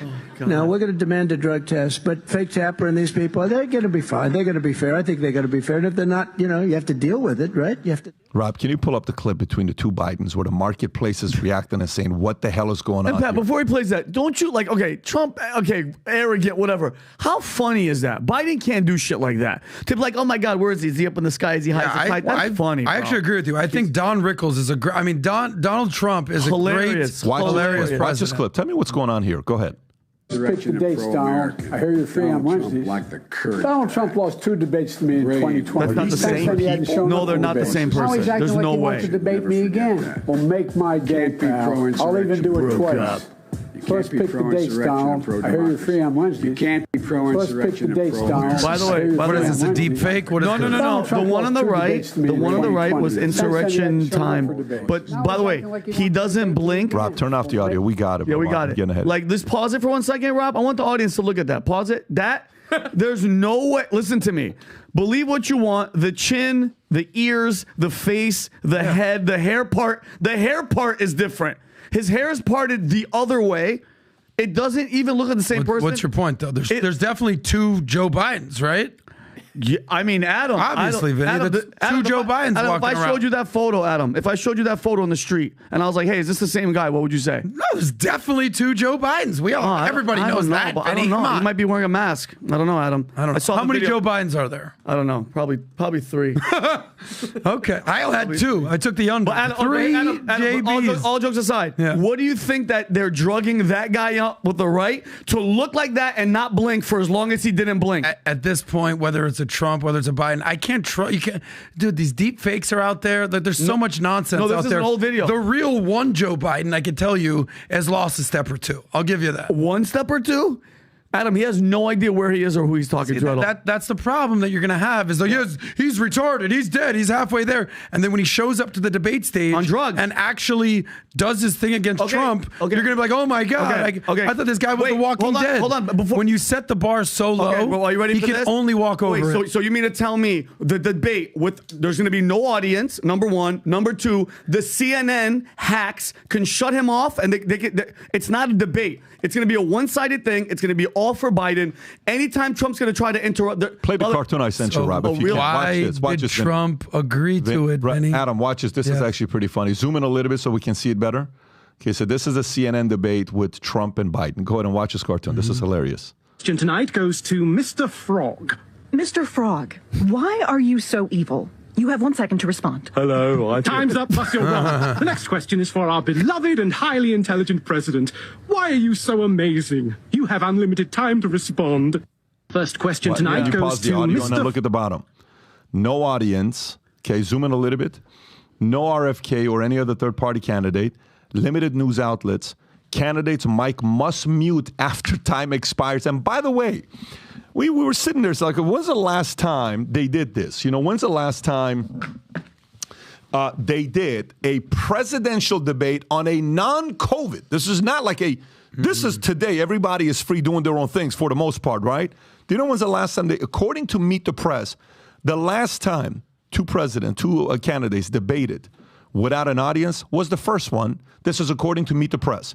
So these guys are talking about they're going to take you back on the way they used to do things back in the days. And the guy who actually does it is Biden's going back 64 years on the way it was being done, or 60 plus years to where there was literally no audience. So you got to ask yourself a question. Why would they have no audience? Why? Why would there be no audience? Just to clarify, the first televised debate is when they're going back. There was no audience, which was Nixon and 1960, JFK. right? Exactly. So the first televised presidential debate between John F. Kennedy and Nixon in 1960 occurred in television studio with no live audience present. Debates did not take place until 1976 election, and from there on took place in front of live audiences that were instructed to not make noise aside from the beginning and the ends of the whole debate. backstory there was, if you listened to it on radio, you thought Nixon won, but if you watched it on TV, you thought JFK won because Nixon was sweaty and scruffy. And Adam, I agree with you 100%. If I was if I was Trump, I wouldn't agree with Jake Tapper. What's the girl? I think it's Dana Bash. Dana Bash, the Trump derangement syndrome at its finest. But here's the thing. Joe Biden said he's not going to do any of the major debates. So Trump has to get in, but he's saying he wants him to get drug tested. And you know what? I'm all for it. Because if you're going to show up to the debates jacked up on whatever the hell they gave him for the Mountain Dew, Chip. Yeah. I'm just saying, Adam, if he's agreeing to it, because he has to be able to talk the crap. Because what they're going to do is they want to do what happened in 2020, keep Joe Biden away as much as possible. The guy's falling apart mentally, physically, and there goes his votes. So, Vinny, got a question for you. Yes. Does Joe Biden's team want him to debate at all? No. Okay. What is the best way to get out of the debate? To set up a couple standards. You don't want to be the guy to say no, otherwise you're the coward and you catch the press. Yes. What you do is you say, these are my rules of engagement. Trump says, I refuse those. And then Biden says, I guess we're not debating and it's not my fault. You said you wouldn't debate. Exactly. I think it's as simple as that. That is what's going on. It's as simple. We can talk about Ritalin. We can talk about speed. We can talk about, Red Bull. We can talk about whatever you think that Biden was given. He was certainly a lot perkier at the State of the Union than he was the 2-3 days prior and at public appearances. Yeah. So you would say, wow, something's going on there. He was pretty amped up for the night. Okay, so whatever. I gotta but tell I'm you. saying this is simple. To me, this is so simple. The Biden administration doesn't want to be on the stage with RFK. The Biden administration doesn't even want Joe to be out there debating. So what do? Make rules that the other guy refuses to take, and you don't have to debate. Tom, this is I think that's the plan. This is the 2020 gameplay. Keep him hidden. Keep him in a basement. Keep him out of the limelight. Unless something because by the way, he's declining mentally. The votes are going down. He's losing the black vote. He's definitely lost the Jewish vote 1,000% with how they're dealing with this whole Hamas-Israel thing. Trying to be on both sides. Yeah, so I'm telling you, we've been talking about it forever. Not to beat a dead horse. It's something major has to happen to keep this guy out. If not, they're going to have to abandon his ass and go with somebody else. That's going to be that surprise, that October surprise is either they're going to jack him up with more drugs or somebody else has to step in. I don't know. I think, look, the Spanish word for business is negocios. It's all a negotiation. We're in the political business here. Does Trump, at this point in his career, feel very confident that he can just run circles around Biden? Of course. Of course he can. Right? So they're using that to their advantage. So if you've got to give the Biden administration credit where they're like, look, we don't want to put you out there with a live audience. The live audience, nobody's enthusiastic for Uncle Joe. Even if the audience is 50-50, when Biden makes a good point, they're like, all right, good job, Biden. Yeah. When Trump makes a go, let's go, MAGA. Yeah. We know that. So the rules of engagement. We're going to create these rules. You know, Trump is basically like, yo, let's debate anytime, anywhere. Of course. So they're using his enthusiasm and his readiness to debate against him. So I would do the exact same thing if I was Biden administration. Yeah, he no matter what they do, this guy's going to get destroyed. Yeah. Because here's what's going to happen. So what percentage of people do you think will watch this debate versus see the highlights on Twitter?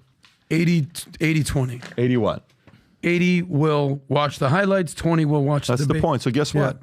The dumbest strategist in the world, because the people that are going to see the highlights, those videos are going to be everywhere. Twitter, Instagram, Facebook, YouTube. Of course Trump doesn't care, because you know what Trump trusts? He trusts in his ability to sit against anybody and debate him. And number two, he knows what the marketers are going to do on Twitter, Truth, all the other things. It's going to be disastrous for the other side. So, yes, if there's the audience, you know what they fear? Because you'd be in jail. Oh, that's the stuff that they worry about. That's the fear. And it's embarrassing, to be honest with you. And again, it goes back to the same thing. When is the last time Joe Biden did an interview with a conservative outlet? When is the last time that Obama did an interview with a conservative outlet? No, they When is the last time Kamala Harris did an interview with a conservative outlet? Never. When is the last time Trump did an interview with a Democratic outlet that hates him? All the time. When is the last time RFK would sit down with anybody who doesn't like him and have the conversation? All the time. One side has brass. Yep. The other one has nothing. Fully agree. Trump will show up anytime, anywhere, onto CNN. Caitlin Collins, he did the whole thing. Excuse me. Yeah. Biden, he ain't about that life. Trump is. And so these are no audience, no RFK. So this is bullshit to me. RFK should be on this stage. This lack of a third party getting out there and being able to debate is ruining our country. And Trump and Biden don't want RFK on that stage. Okay, and I agree. But think about it as a tactical, as a gamesmanship, Adam. Be honest. Even if you're Trump, why would you ever want another person to debate with? Of course. I get what you're saying, bro. I get what you're saying. But it's not about the candidate. It's about America. America deserves a third party to hear what Kennedy has to say. Guess what? I would rather it just be Trump and RFK. To me, that'd be a great. Well, but you know what I'm saying. I get it. But what I'm saying is, I'd rather just have them debate, have Joe Biden sit there and eat his ice cream in the corner. He's not going to add anything. Everything that comes out of his mouth is going to be bullshit. And I'm just so happy that the people are starting to wake up. I hope it's not too late. I also think it's really interesting that it's the Biden administration that's walking away from the national establishment that used to conduct the debates. And that's what nobody is talking about. It's like this little floating third level point in all the stories about this, where he doesn't want to go with the organizations. He wants to go outside the organizations that have traditionally done the debates, and he wants to arrange it his way. Yeah. It's sort of, I find that. You know what I'm talking about, Adam, right? I'll add one last thing. I hate the fact that I defend Biden, but no one else is going to do this here. He can go to his record and be like, well it's natural for I beat Trump. He can act like if two prize fighters are fighting, all right, bro, rematch. It's like, that. Don't forget I beat you. No, he did that. That's what he said. The actual ad for this was, listen, we debated twice before, and I beat him twice. Yes. And I'm agreeing to do it. Okay, what do you have, tough guy? Let's go. He did do that. Yeah, I'm going to take you behind the shed. But don't forget, one of those times, Trump allegedly or literally had COVID, and he was a mess. Yeah. I think that was the first debate in Miami, I want to say. It was a mess. But what do you think? So hopefully Trump's feeling his best. But what do you think is going to happen when he goes, okay, I won, and Trump says in front of two CNN hacks, yeah, but there's been irregularities and all the voting and all that. They're going to cut his ass off, and they're not going to give him the chances to defend himself because, Adam, Joe Biden won. Did they cheat? Yes. Well, so there's two things can exist at the same time. I think that's what you missed in our earlier point. He won. Congratulations, Joe Biden. Yay. I hope all of you are happy that voted for this loser. But guess what? There was cheating. Two things can exist at the same exact time. And I love when people go, but what did the extent really matter? Yes, it did.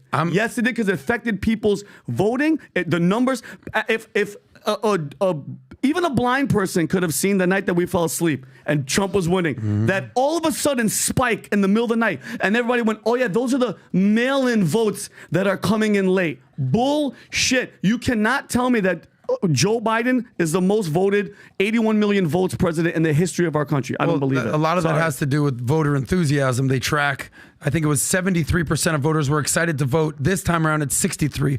So you're going to see the lowest voter turnout in almost a generation in 20 years. But I'll tell you this one thing. CNN, if you're listening, all our friends out there, here's your chance, guys. You have lost half of America at least. People don't find you credible. People don't find you honest. People basically see that you're the fake news. Here's your chance on a public stage to show that you're actually fair and unbiased.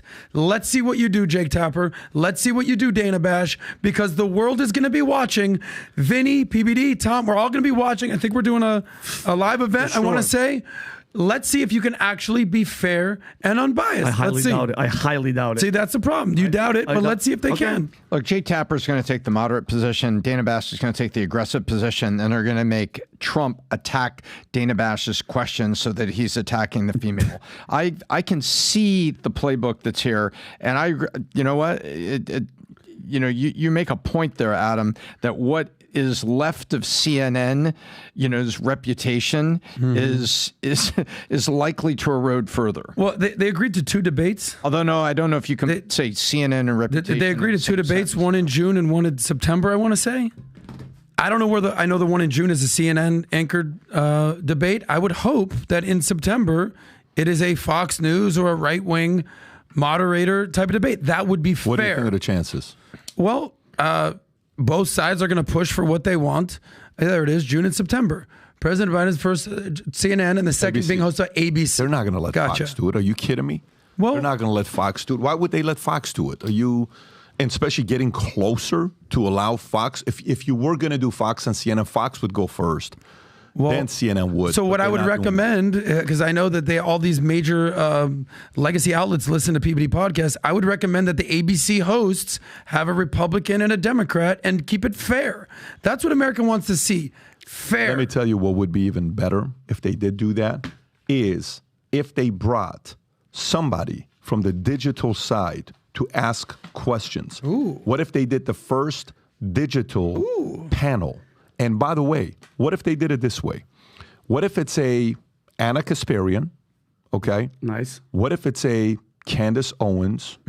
What if it's a, I don't know, pick another person. PBD, I don't know, maybe Rogan, that guy. Or Musk or a Tucker or any. What if it's names like that from the digital side? And by the way, you know who else I would put on that from the left side? Bring a Pac-Man who's all Biden. A jank? No. It's got to be somebody.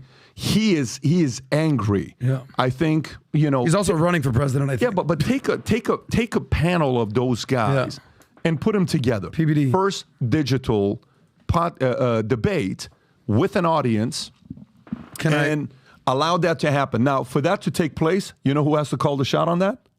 The president. Trump, and that's not going to happen with So Biden. can I give you credit? What? I'm going to give you credit, but also the reality. Awesome idea. I just don't think it's happening in 2024. No, well, not. So here's my question. Yeah. When's the first time you see something like that? Is that 2028? Is that in a midterm? Is that 2032? Because that's inevitable. Well, hear me out, though. Okay. If a DeSantis is president, he would never ask for a digital debate. He is also a guy that wants to control where he's at. Kudos to him. He came here. I gave him the opportunity to have his Trump moment with the hair. He didn't take advantage of it. Nikki Haley ain't going to do it. Nikki Haley ain't going to do it. By the way, Vivek would. 99% of candidates on the right won't do it. This is not a right or a left or a middle thing. This is an establishment thing. RFK would do it. Trump would do it. Vivek would do it. And I think that's really what you're looking at on who would do it. But guess what? They're going to be forced to do it. I think Gavin would do it too. I think Gavin would do it too. Of course. I think Gavin would do it too. I think the only people that do a digital podcast host debate presidential are Gavin, RFK, and Trump. And Vivek. Yeah. And Vivek. I would put those four. It's not happening in 2024, but it's happening. I know this is going to sound weird for me to say this. I don't agree with 99% of the guy's policies. but I respect the hell out of the fact that while the GOP debate was taking place in a state in Simi Valley, Newsom was right there afterwards talking to Hannity, calling out everybody that was debating in DeSantis. Guess what? You're going to... You're part of the blood community. You go to the Crip territory and say, what's up? What's up? Are you kidding me? I mean, that's the red and blue. Yeah. I love how PBD always goes to LA gangs when we talking politics. No, you got blue and red. Blue is a Democrat. You're going to go to the... That's dangerous. He's a fighter. I mean, but he's fighting for all the wrong policies. I think those guys would do it. Anyways, let's go a couple other stories, and then we got to wrap up because we got to head out. Okay, Michael Cohen, Rob, you want to play this clip, the one I sent you? Michael Cohen admits stealing $30,000 from the Trump organization. What? Dude, I'm in the middle of a meeting. Somebody texted me and said, did you just see this? I'm like, is this a joke? Admitted on the witness stand Monday that he stole from the Trump organization, blowing another hole in his credibility as a star witness after former Trump, against former Trump. Defense team lawyer Todd Blanche got the admission out of Cohen, who was Trump's lawyer and fixer before turning on him to help prosecutors. Blanche brought up a situation in which a tech company, Red Finch, was owed $50,000 by the Trump organization, and Mr. Cohen pocketed most of the money. Cohen said he handed over $20,000 in cash to the company, but never paid the $30,000 balance. Even when Cohen was given $50,000 for the Red Finch as part of his 2017 reimbursement structure that was allegedly including money for Stormy Daniels' payment. You stole from the Trump organization, Blanche asked. Cohen answered, yes, sir. Play this clip from CNN. Look at these guys' reaction. Revelation, though, this morning about the theft of $30,000, which was doubled because they covered his taxes, so $60,000. It came out in a glancing, unclear way on direct. It came out like a bomb earlier today. I don't know how much they can do to fix that. It just, at a certain point, it is the fact Michael Cohen did steal this money. And what makes that really so important, Wolf, is it's not as if Michael Cohen was just stealing on the side. That'd be bad enough. The problem is he was stealing from the exact reimbursement at issue in this case. So the prosecution's core argument is Donald Trump knew what that $420,000 was all about. He was totally read in on it. Turns out Michael Cohen was stealing from him within that $420,000. Does Michael Cohen's admission that he stole tens of thousands of dollars from the Trump organization potentially open him up to further criminal prosecution? It's a great question. The answer is not anymore because the statute of limitations has run out. But it's a very fair question to ask. Gee, folks, of the jury, they gave him a free pass. He committed larceny. It's a higher degree of a felony than what Donald Trump is charged with. Yet they gave Michael Cohen a free pass, even though he's now admitted that he stole what amounts to $60,000. It goes to his credibility. It goes to his relationship with the DA. Tom, thoughts? So if you don't believe that the only purpose of the trial is public distraction and discrediting, if you don't at least believe that, if you can't admit that, then you're not being an objective citizen of this. And what you have here is the desperation of the prosecution to use a flawed witness. And when I say flawed witness, witnesses have to be credible because credibility is what the jury's looking to. Who was an eyewitness to the car accident? Where were you standing? Do you wear glasses? All those things when you test a witness and say this person had a clear view and that guy made the left turn, caused the accident, he's guilty. In this case, you've got a guy who was stealing from the guy that they're prosecuting and has turned back and forth and is trying to sell his story on TV. Good Lord, this witness has zero credibility. How do you believe anything that he said? Oh, he's toast. Isn't he in jail? So, by the way, he has to leave jail to come here to... No, he's out of jail. He's out of jail. Well, this is... By the way, he gets faced up to 15 years for stealing the $60,000. But again, this is their star witness. This is all... Tom, you nailed it. This is just a talking point for people, just for like the debates and just for the regular Democrats that are walking around and be like, look at, he's a felon. It's not working. He's the Teflon Don. Shit is bouncing off of this guy. This Michael Cohen lied to Congress how many times? Tom, do you remember?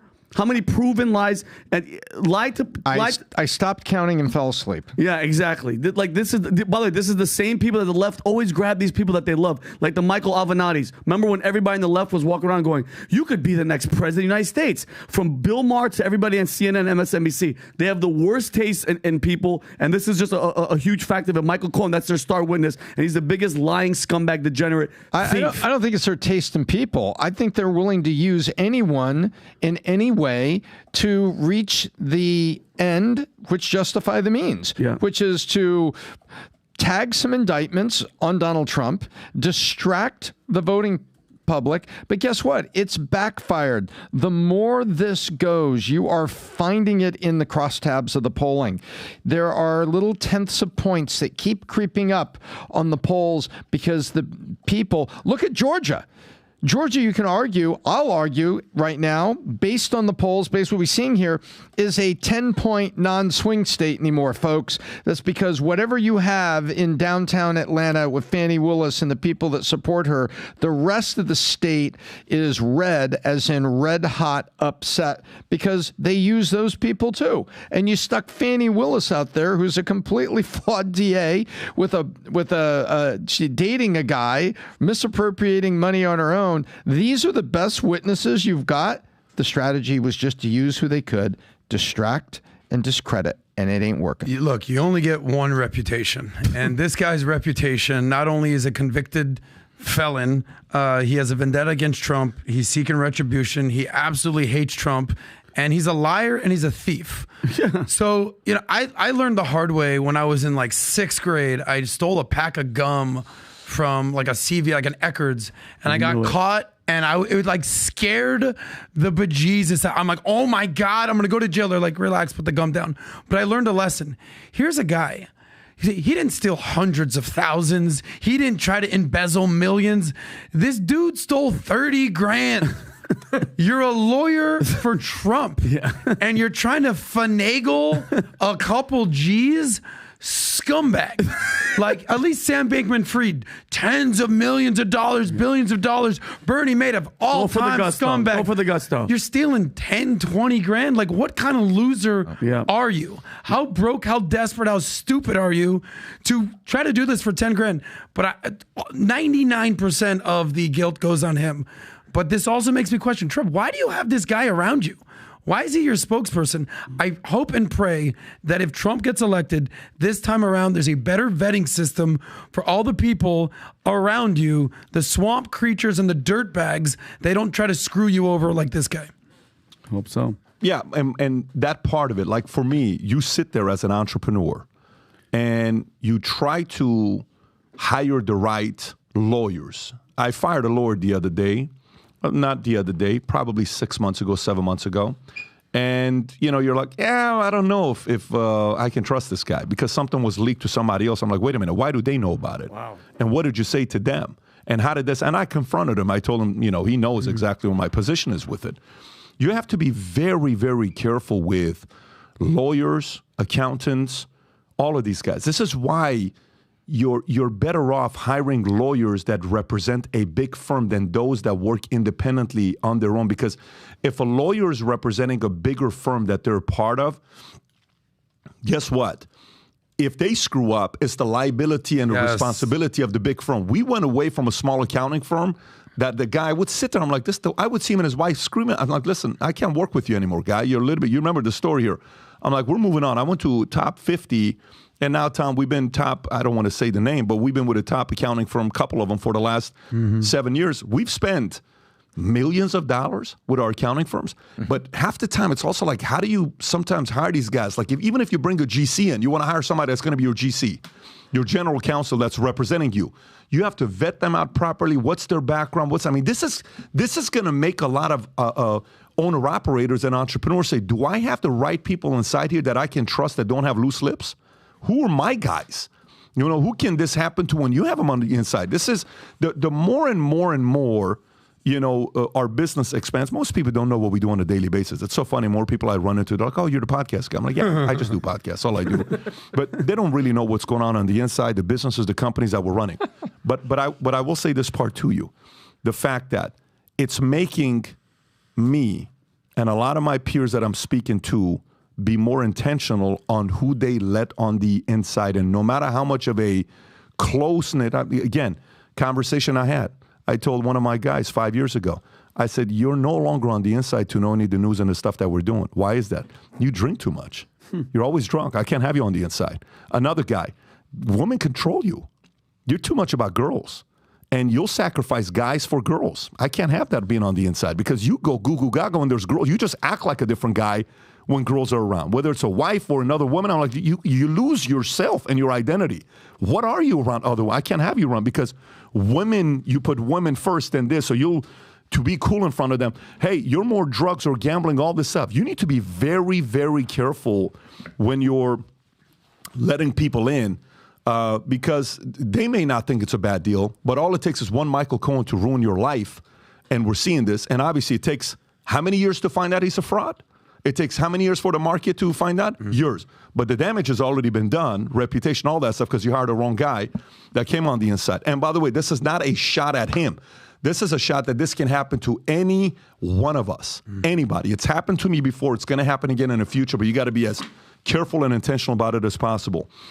Anyways, let's go to a couple other stories here before we wrap up. We do have to go to the Diddy story, but before I go to the Diddy story, let me do the Walmart story. Check this out, guys. Very interesting story. Tom, I'm going to come to you with this one here.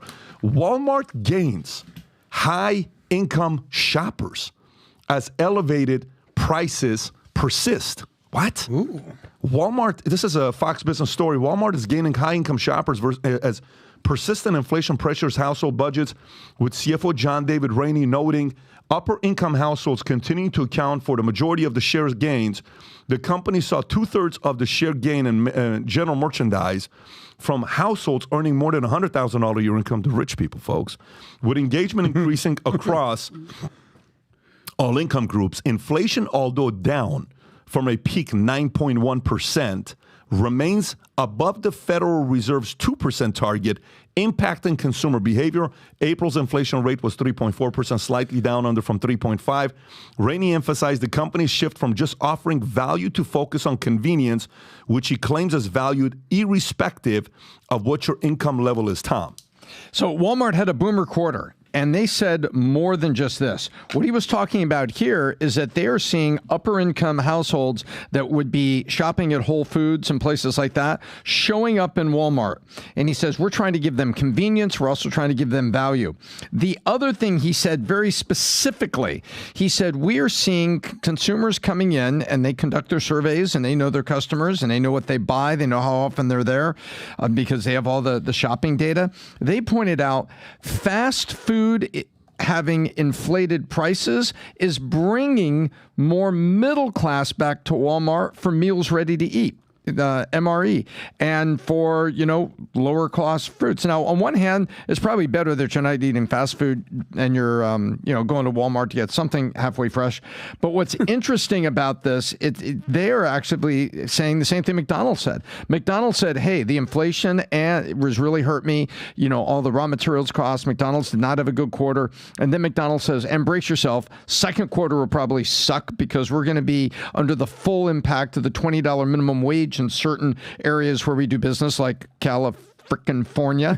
And so Walmart is basically like a weather vane right now for the greater economy and pointing to the impact that Bidenomics and the affordability crisis has had on Americans, where even high-income people, they're hit by car insurance, they're hit by inflation.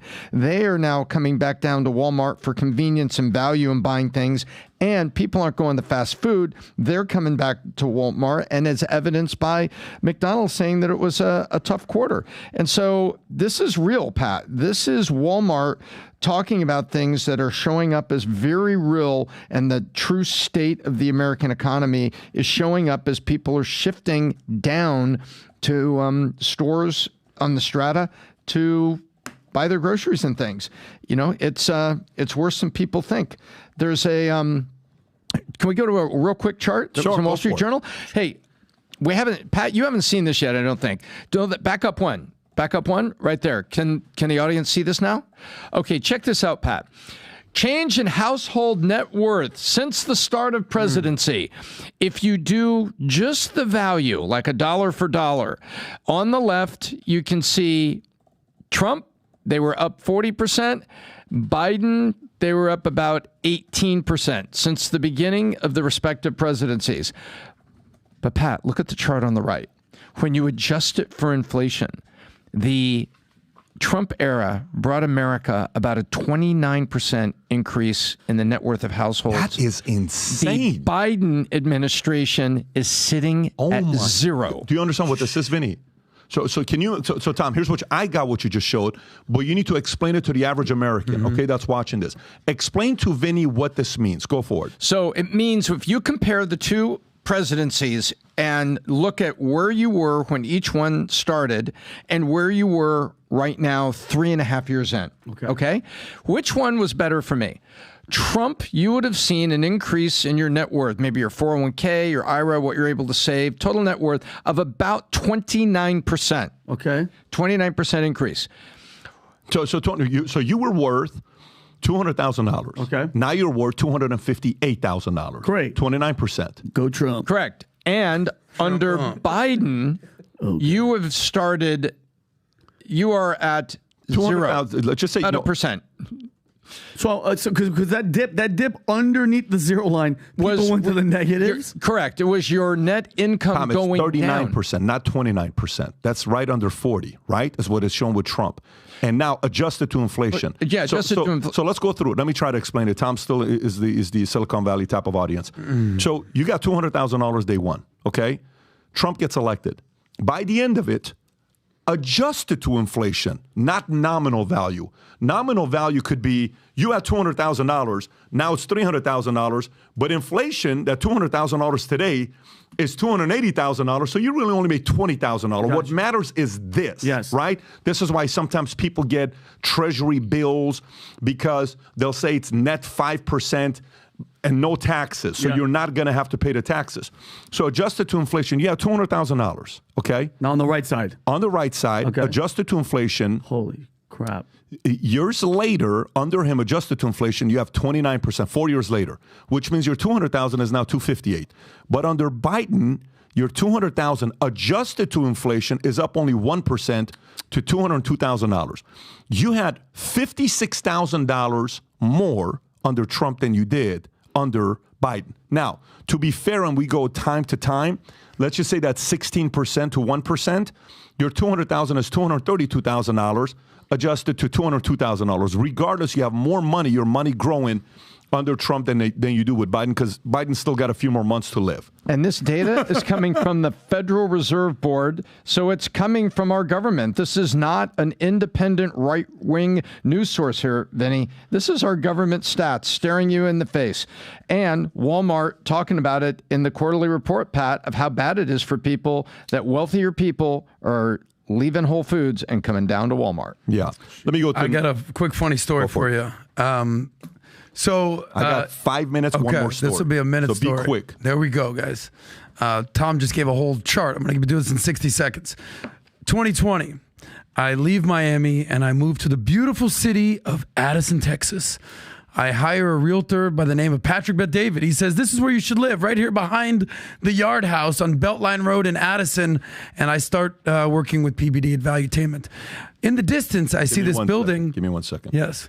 Brad, I'm live on a podcast. I got 33,000 people watching the podcast. I'll call you the moment I'm done in a few minutes.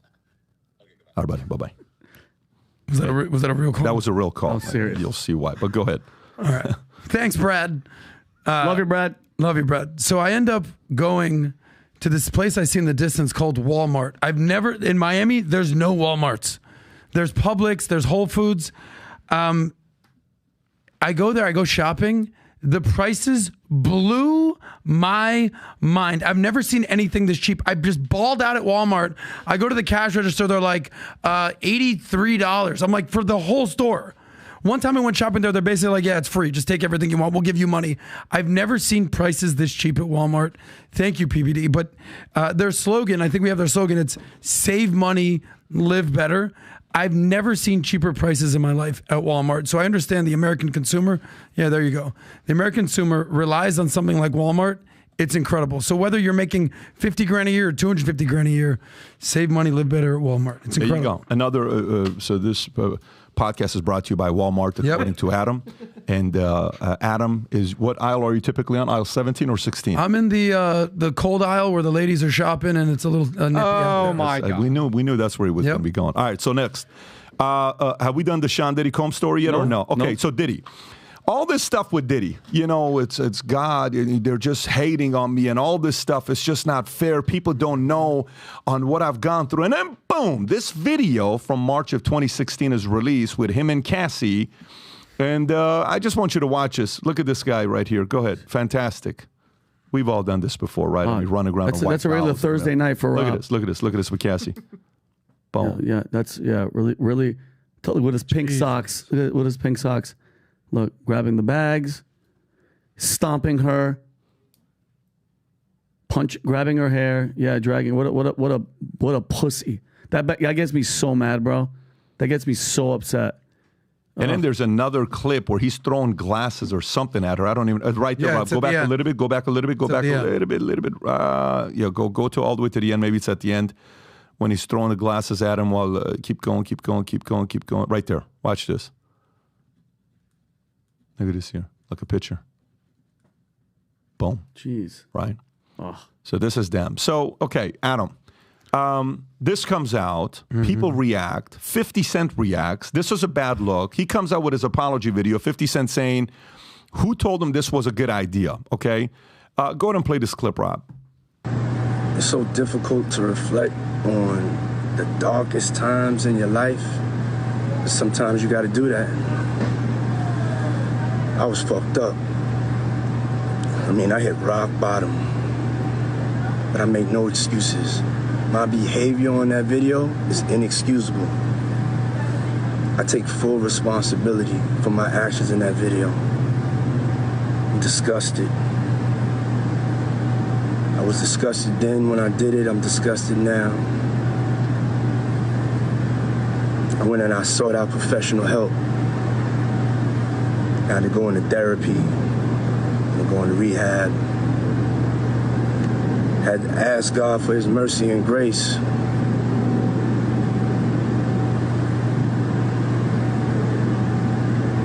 I'm so sorry. But I'm committed to be a better man each and every day. I don't believe him. I'm not asking for forgiveness. I'm truly sorry. Very emotional. Yeah. So, do you believe him? Do you think he's actually fully sorry? I got a lot of questions. Why has that video been hidden since 2016? That's 8 years. Who's kept on to that video? Who else knew about this that didn't come out? His former assistant came out and said, "Are you surprised about this?" And she was being pushed by the interviewer saying, "But did you know about this? I didn't know about this." They're trying to say, if you knew about it and women are going through this, how come you're not telling other people about it? Who else on the inside knew? There's just so many questions about a case like this. Go ahead, Vinny. When I saw it, I stopped and went, okay, 2016. So what nobody was really talking about is the hotel in question, the InterContinental Hotel. Diddy allegedly paid $50,000 to confiscate that, to get that from the hotel. You know what that means? The owner, the staff, the management, security all saw that. They saw a girl get run down, stomped out, beaten, dragged to her hotel room. God knows what happened inside the hotel room, and nothing. That's hidden. When have you ever heard that? That's a crime. That, God forbid, 6 months later, he kills her. That hotel is liable, InterContinental Hotel. I know they closed the one in question, I think, in Century City, Tommy, but in general, that nobody's talking about that, okay? And that's what we've seen on camera of Diddy. Imagine what this scumbag does off the camera. You know, earlier I talked about the Democrats. Don't you notice that there's a trend with these people, okay? The Weinsteins, the Epsteins, the Diddys, the Wieners, the Clintons. They get away with everything. But then they get mad for Lauren Boebert getting caught giving a hand job in a movie theater in the dark. Like, give me a break. Give me a break. This guy belongs in prison. I don't care, PBD, about this. What's it called, Tom? The amount of time that he statute of limitation. The statute of limitation. I don't. To hell with that. Everybody's seen what he's done. Everybody knows what he is. And that fake apology, I don't believe it. Okay? And unless people like that, people like the Clintons, people like all these idiots, I thank God Weinstein got put in jail. Unless they start going to prison, this shit is always going to keep happening. It's never going to stop. He did get professional help. He got a professional lawyer to professionally approach the hotel and professionally draft something and professionally cut a check for $50,000 to get the security video. Yeah. So when he says he got professional help, oh boy, he did. Yeah, exactly. But Tom, but do you agree with the statute of limitation in that we have proof? We've seen it with our eyes, and everybody involved in the hotel that saw that. So a hotel got $50,000 to hide this? What? Make that make sense to me. Well, how are they not going to get in trouble? Releases and payments are as old as the hills, and that's exactly what happened here. And this is the way, sports agents, this is the way, agents in Hollywood, this is the way wealthy people, this is the way the DuPont family made drunk driving convictions go away. Mm-hmm. You get something expunged. There are two levels of justice. Two systems of justice. The one that's for the every person, and then there's the ones that's for the wealthy and the people here who have the money to, quote, make things go away, unquote. And that's what we're seeing here. And now we're incensed by it. And it goes on a lot. And I'm as incensed as you are. I wish it would stop. But as long as there's money, and as long as there's attorneys, and as long as there's a willing DA or a willing hotel owner to accept the money, take the release, and then, get out of my hotel, sir, you're going to see this. Tom, I don't believe it. I think it sucks. I'm not giving you an excuse. I think that system is terrible. And I don't particularly believe that I'm watching his eyes move as he's reading something, which I believe, he's a performer. He's an entertainer. And I think, I don't find that statement. I got it, Tom. compelling. And I hate to go there, Tom, but please let me go there. God forbid you saw that video and that was your daughter. That was your daughter having that shit done, and then you hear the hotel did that. There's a statute of limitation. Let me explain something to you. There's no statute of limitation for her brother, her father, her cousins, her uncle to be looking for Diddy. What do you do in that situation, Tom? When you know everything that you just said, the law doesn't matter, lawyers get paid, everybody's hush-hush, and now statute of limitation, nothing is going to happen to anybody. What do you do? I don't let the statute of limitations go out. I go at the time, and no. We're going to get this guy prosecuted, and we're going to do everything we can. Well, and if the police are bought off or something happens, it happens. But I'm not going to let it go. I'm going to say no. Look, here's the deal with Diddy. Diddy's finished. TMZ is coming out with a documentary called The Downfall of Diddy. It's inevitable. So whether that's legal or whether that's your actual career, Diddy is done. So he's not sorry. He's sorry he got caught. He's been lying about this whole situation. You've seen the PR statements he's put out there. You can't believe these people. They're just trying to come after my money. Yeah, there it is. Downfall of Diddy. He doesn't give a shit. He's an absolute egomaniac, psychopath, savage. So he's not sorry. He's sorry he got caught. In the apology video, he said, 10 times. He never said you, the victim, Cassie. There was zero. He used the name Cassie. No, he never even apologized to anybody other than I'm sorry for this. I've seen counseling. I've gone to God.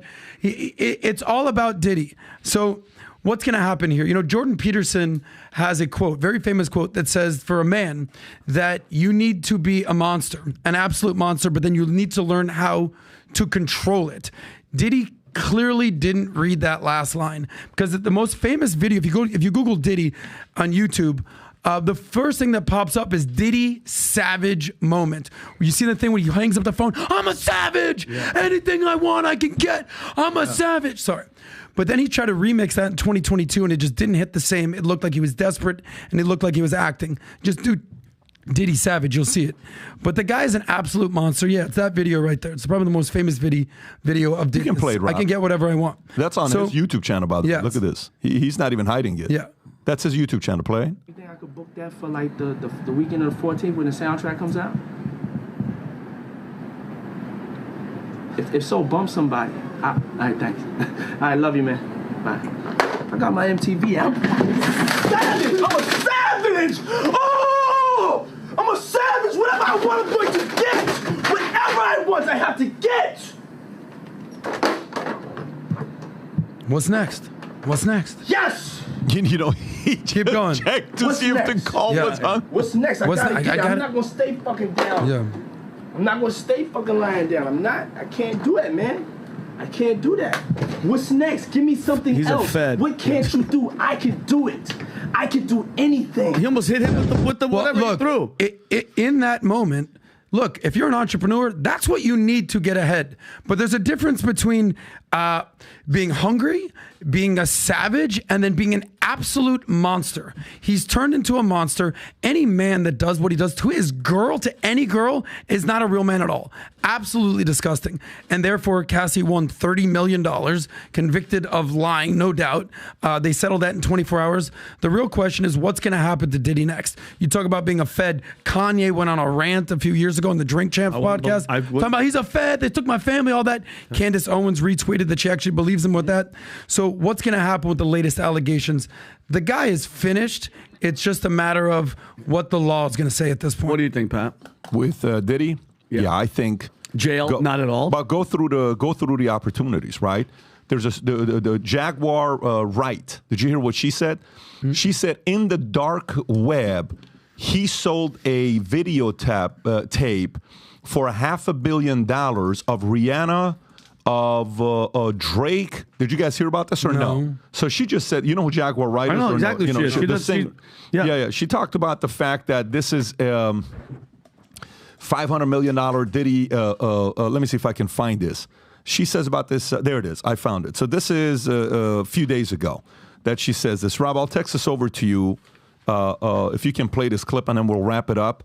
Here's the thing. If there's this tape, how many other tapes do you think there are? Perfect. Okay. How many tapes? Then the question becomes, who wants the tapes? Who's being protected? If you're a massive agent, manager, Hollywood, music, industry, executive, your singers are making you hundreds of millions of dollars per year. Do you want those guys to go to jail or not? Probably not. So who are you going to protect? If this guy's got it, you also almost need to get your hands on this stuff, right? Now, Jaguar Wright did a song with, go ahead and play this clip on what she says. Go ahead and play this clip. Comment down below. Check out this next clip as Jaguar Wright says P. Diddy sold the tape that took place in the Calabasas commentary, Rob. for $500. Got this next clip. Go Is he protecting people or are people protecting him? Oh, no, he's selling it because he needs the cash. The last freak off tape that just got sold on the dark net, which I know because I monitor, went for $500 million. What? It had multiple stars in it. Nicki Minaj, Rihanna, Chris Brown, Justin Bieber, Drake. It was a really interesting night in Calabasas, and he just sold that footage. Yeah, you can pause it right there. $500 million. Imagine that. By the way, but here's where I'm at. Okay, how much credibility do I give to this? You ready? Less than 5%. I'm just telling you guys. I'm not going to go, we want to be able to say this is true or not. But okay, by the way, for me, 5% is very high to have 5% here. But what is the point? You add 200 videotapes at 5%. That means 40 of them are real.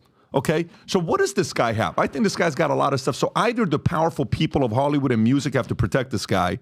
Number two, do you think this is the type of guy that would be a guy that will keep his mouth shut and not reveal and show how much power he's got, that he's even got the feds in his pocket? Let's say the Fed negotiates with this guy. Is this like a Frank Lucas type of guy that just kind of goes away and is quiet? Or do you think knowing the way he just reacted, the Fed, they're going to be like, hey, you know how I said I got everything I got? I even got the feds in my pocket. Yeah. I even got like, do you visualize him saying something like that in a small circle of people? Yeah. Of course. So guess what? The Fed is sitting there saying, dude, this guy cannot be trusted, whether they get the tapes or not. Yep. So what does all this stuff mean? This guy is his life's on the line. Sugar's right. His life's on the line, yep. and he could all of a sudden disappear in many different ways. Purely speculation, if that's the truth, or he has to be under major control and surveillance where the only types of phones you can use is this. If anywhere you go, you have to get approval. You can only live in this house that we are recording every single thing that you're doing. And we have these tapes on you that if God forbid you come out and you do this and you just have to sit there and say, well, this guy playing in those type of parameters. I don't think he will. So if I'm sitting there advising the Fed, like, this is not the guy to negotiate with. Not saying do anything and anything to him. But the Fed is having those types of, the Fed is like the most legal mob, that they get to sit there and really make the tougher decisions. Speculation, allegedly based on a lot of stuff that we've seen and read about. But there's just one too many videotapes that are. And by the way, what if this is a video that was leaked as a form of negotiation with Diddy? What if this video was leaked to say, hey, Diddy, you don't want to do what? No problem. Wow. Phase one, that could bro. Be easy. Here's phase one. Yep. You ready? Oh, you apologize? Let me give you. You want phase two? Here's phase two. Right. If you notice a pattern of a video being released week after week after week Slow drip. This is how they're negotiating with him behind closed doors to say, you better shut the F up and negotiate or else. This video that we just released is nothing. This is level 1 compared to level 10s that we have. PBD. Are we going to go 1, 2, 3, 4, 5, 6? So you want to play with us. Now you want to negotiate. What do you want to do? Yeah. You ready? Good? Okay. Yeah. Here's what we need you to do. Boom, boom, boom, boom, boom, or else. Yep. So if you all of a sudden see the next 30, 60, 96 months, some real drastic, weird things happening and him saying stuff that's out of his character, you better believe someone behind closed doors negotiating. And that's what all those raids, they took everything. Point. They got all the footage. Yeah. Well, anyway, we've said allegedly. Yep. What we saw in that video can't be unseen. Nope. No more allegations with that. And by the way, Rob, if you can go to vtmerch.com, allegedly, for some of you guys, I saw guys tagging me. I was commenting on their post. A bunch of guys ordered the allegedly shirt. Guys, go order the shirt allegedly. Be protected. It's in white. It's in red. It's in black. It says allegedly. And you know what it says on the back of the shirt? What? It says future looks bright. Honey, go order it. Put the link below, Rob, directly to this merch. If you can put it in the chat, in the description. For the people that are listening to this on podcast, Spotify, Apple, go to vtmerch.com and order the allegedly shirt. By the way, major merch drop Thursday, Friday, coming to you soon with, finally, we're going to have Dan Bongino Danny on boy. the podcast. And then Friday's going to be a lot of fun. God bless everybody. Enjoy. We'll do this again on Thursday. Take care. Bye-bye.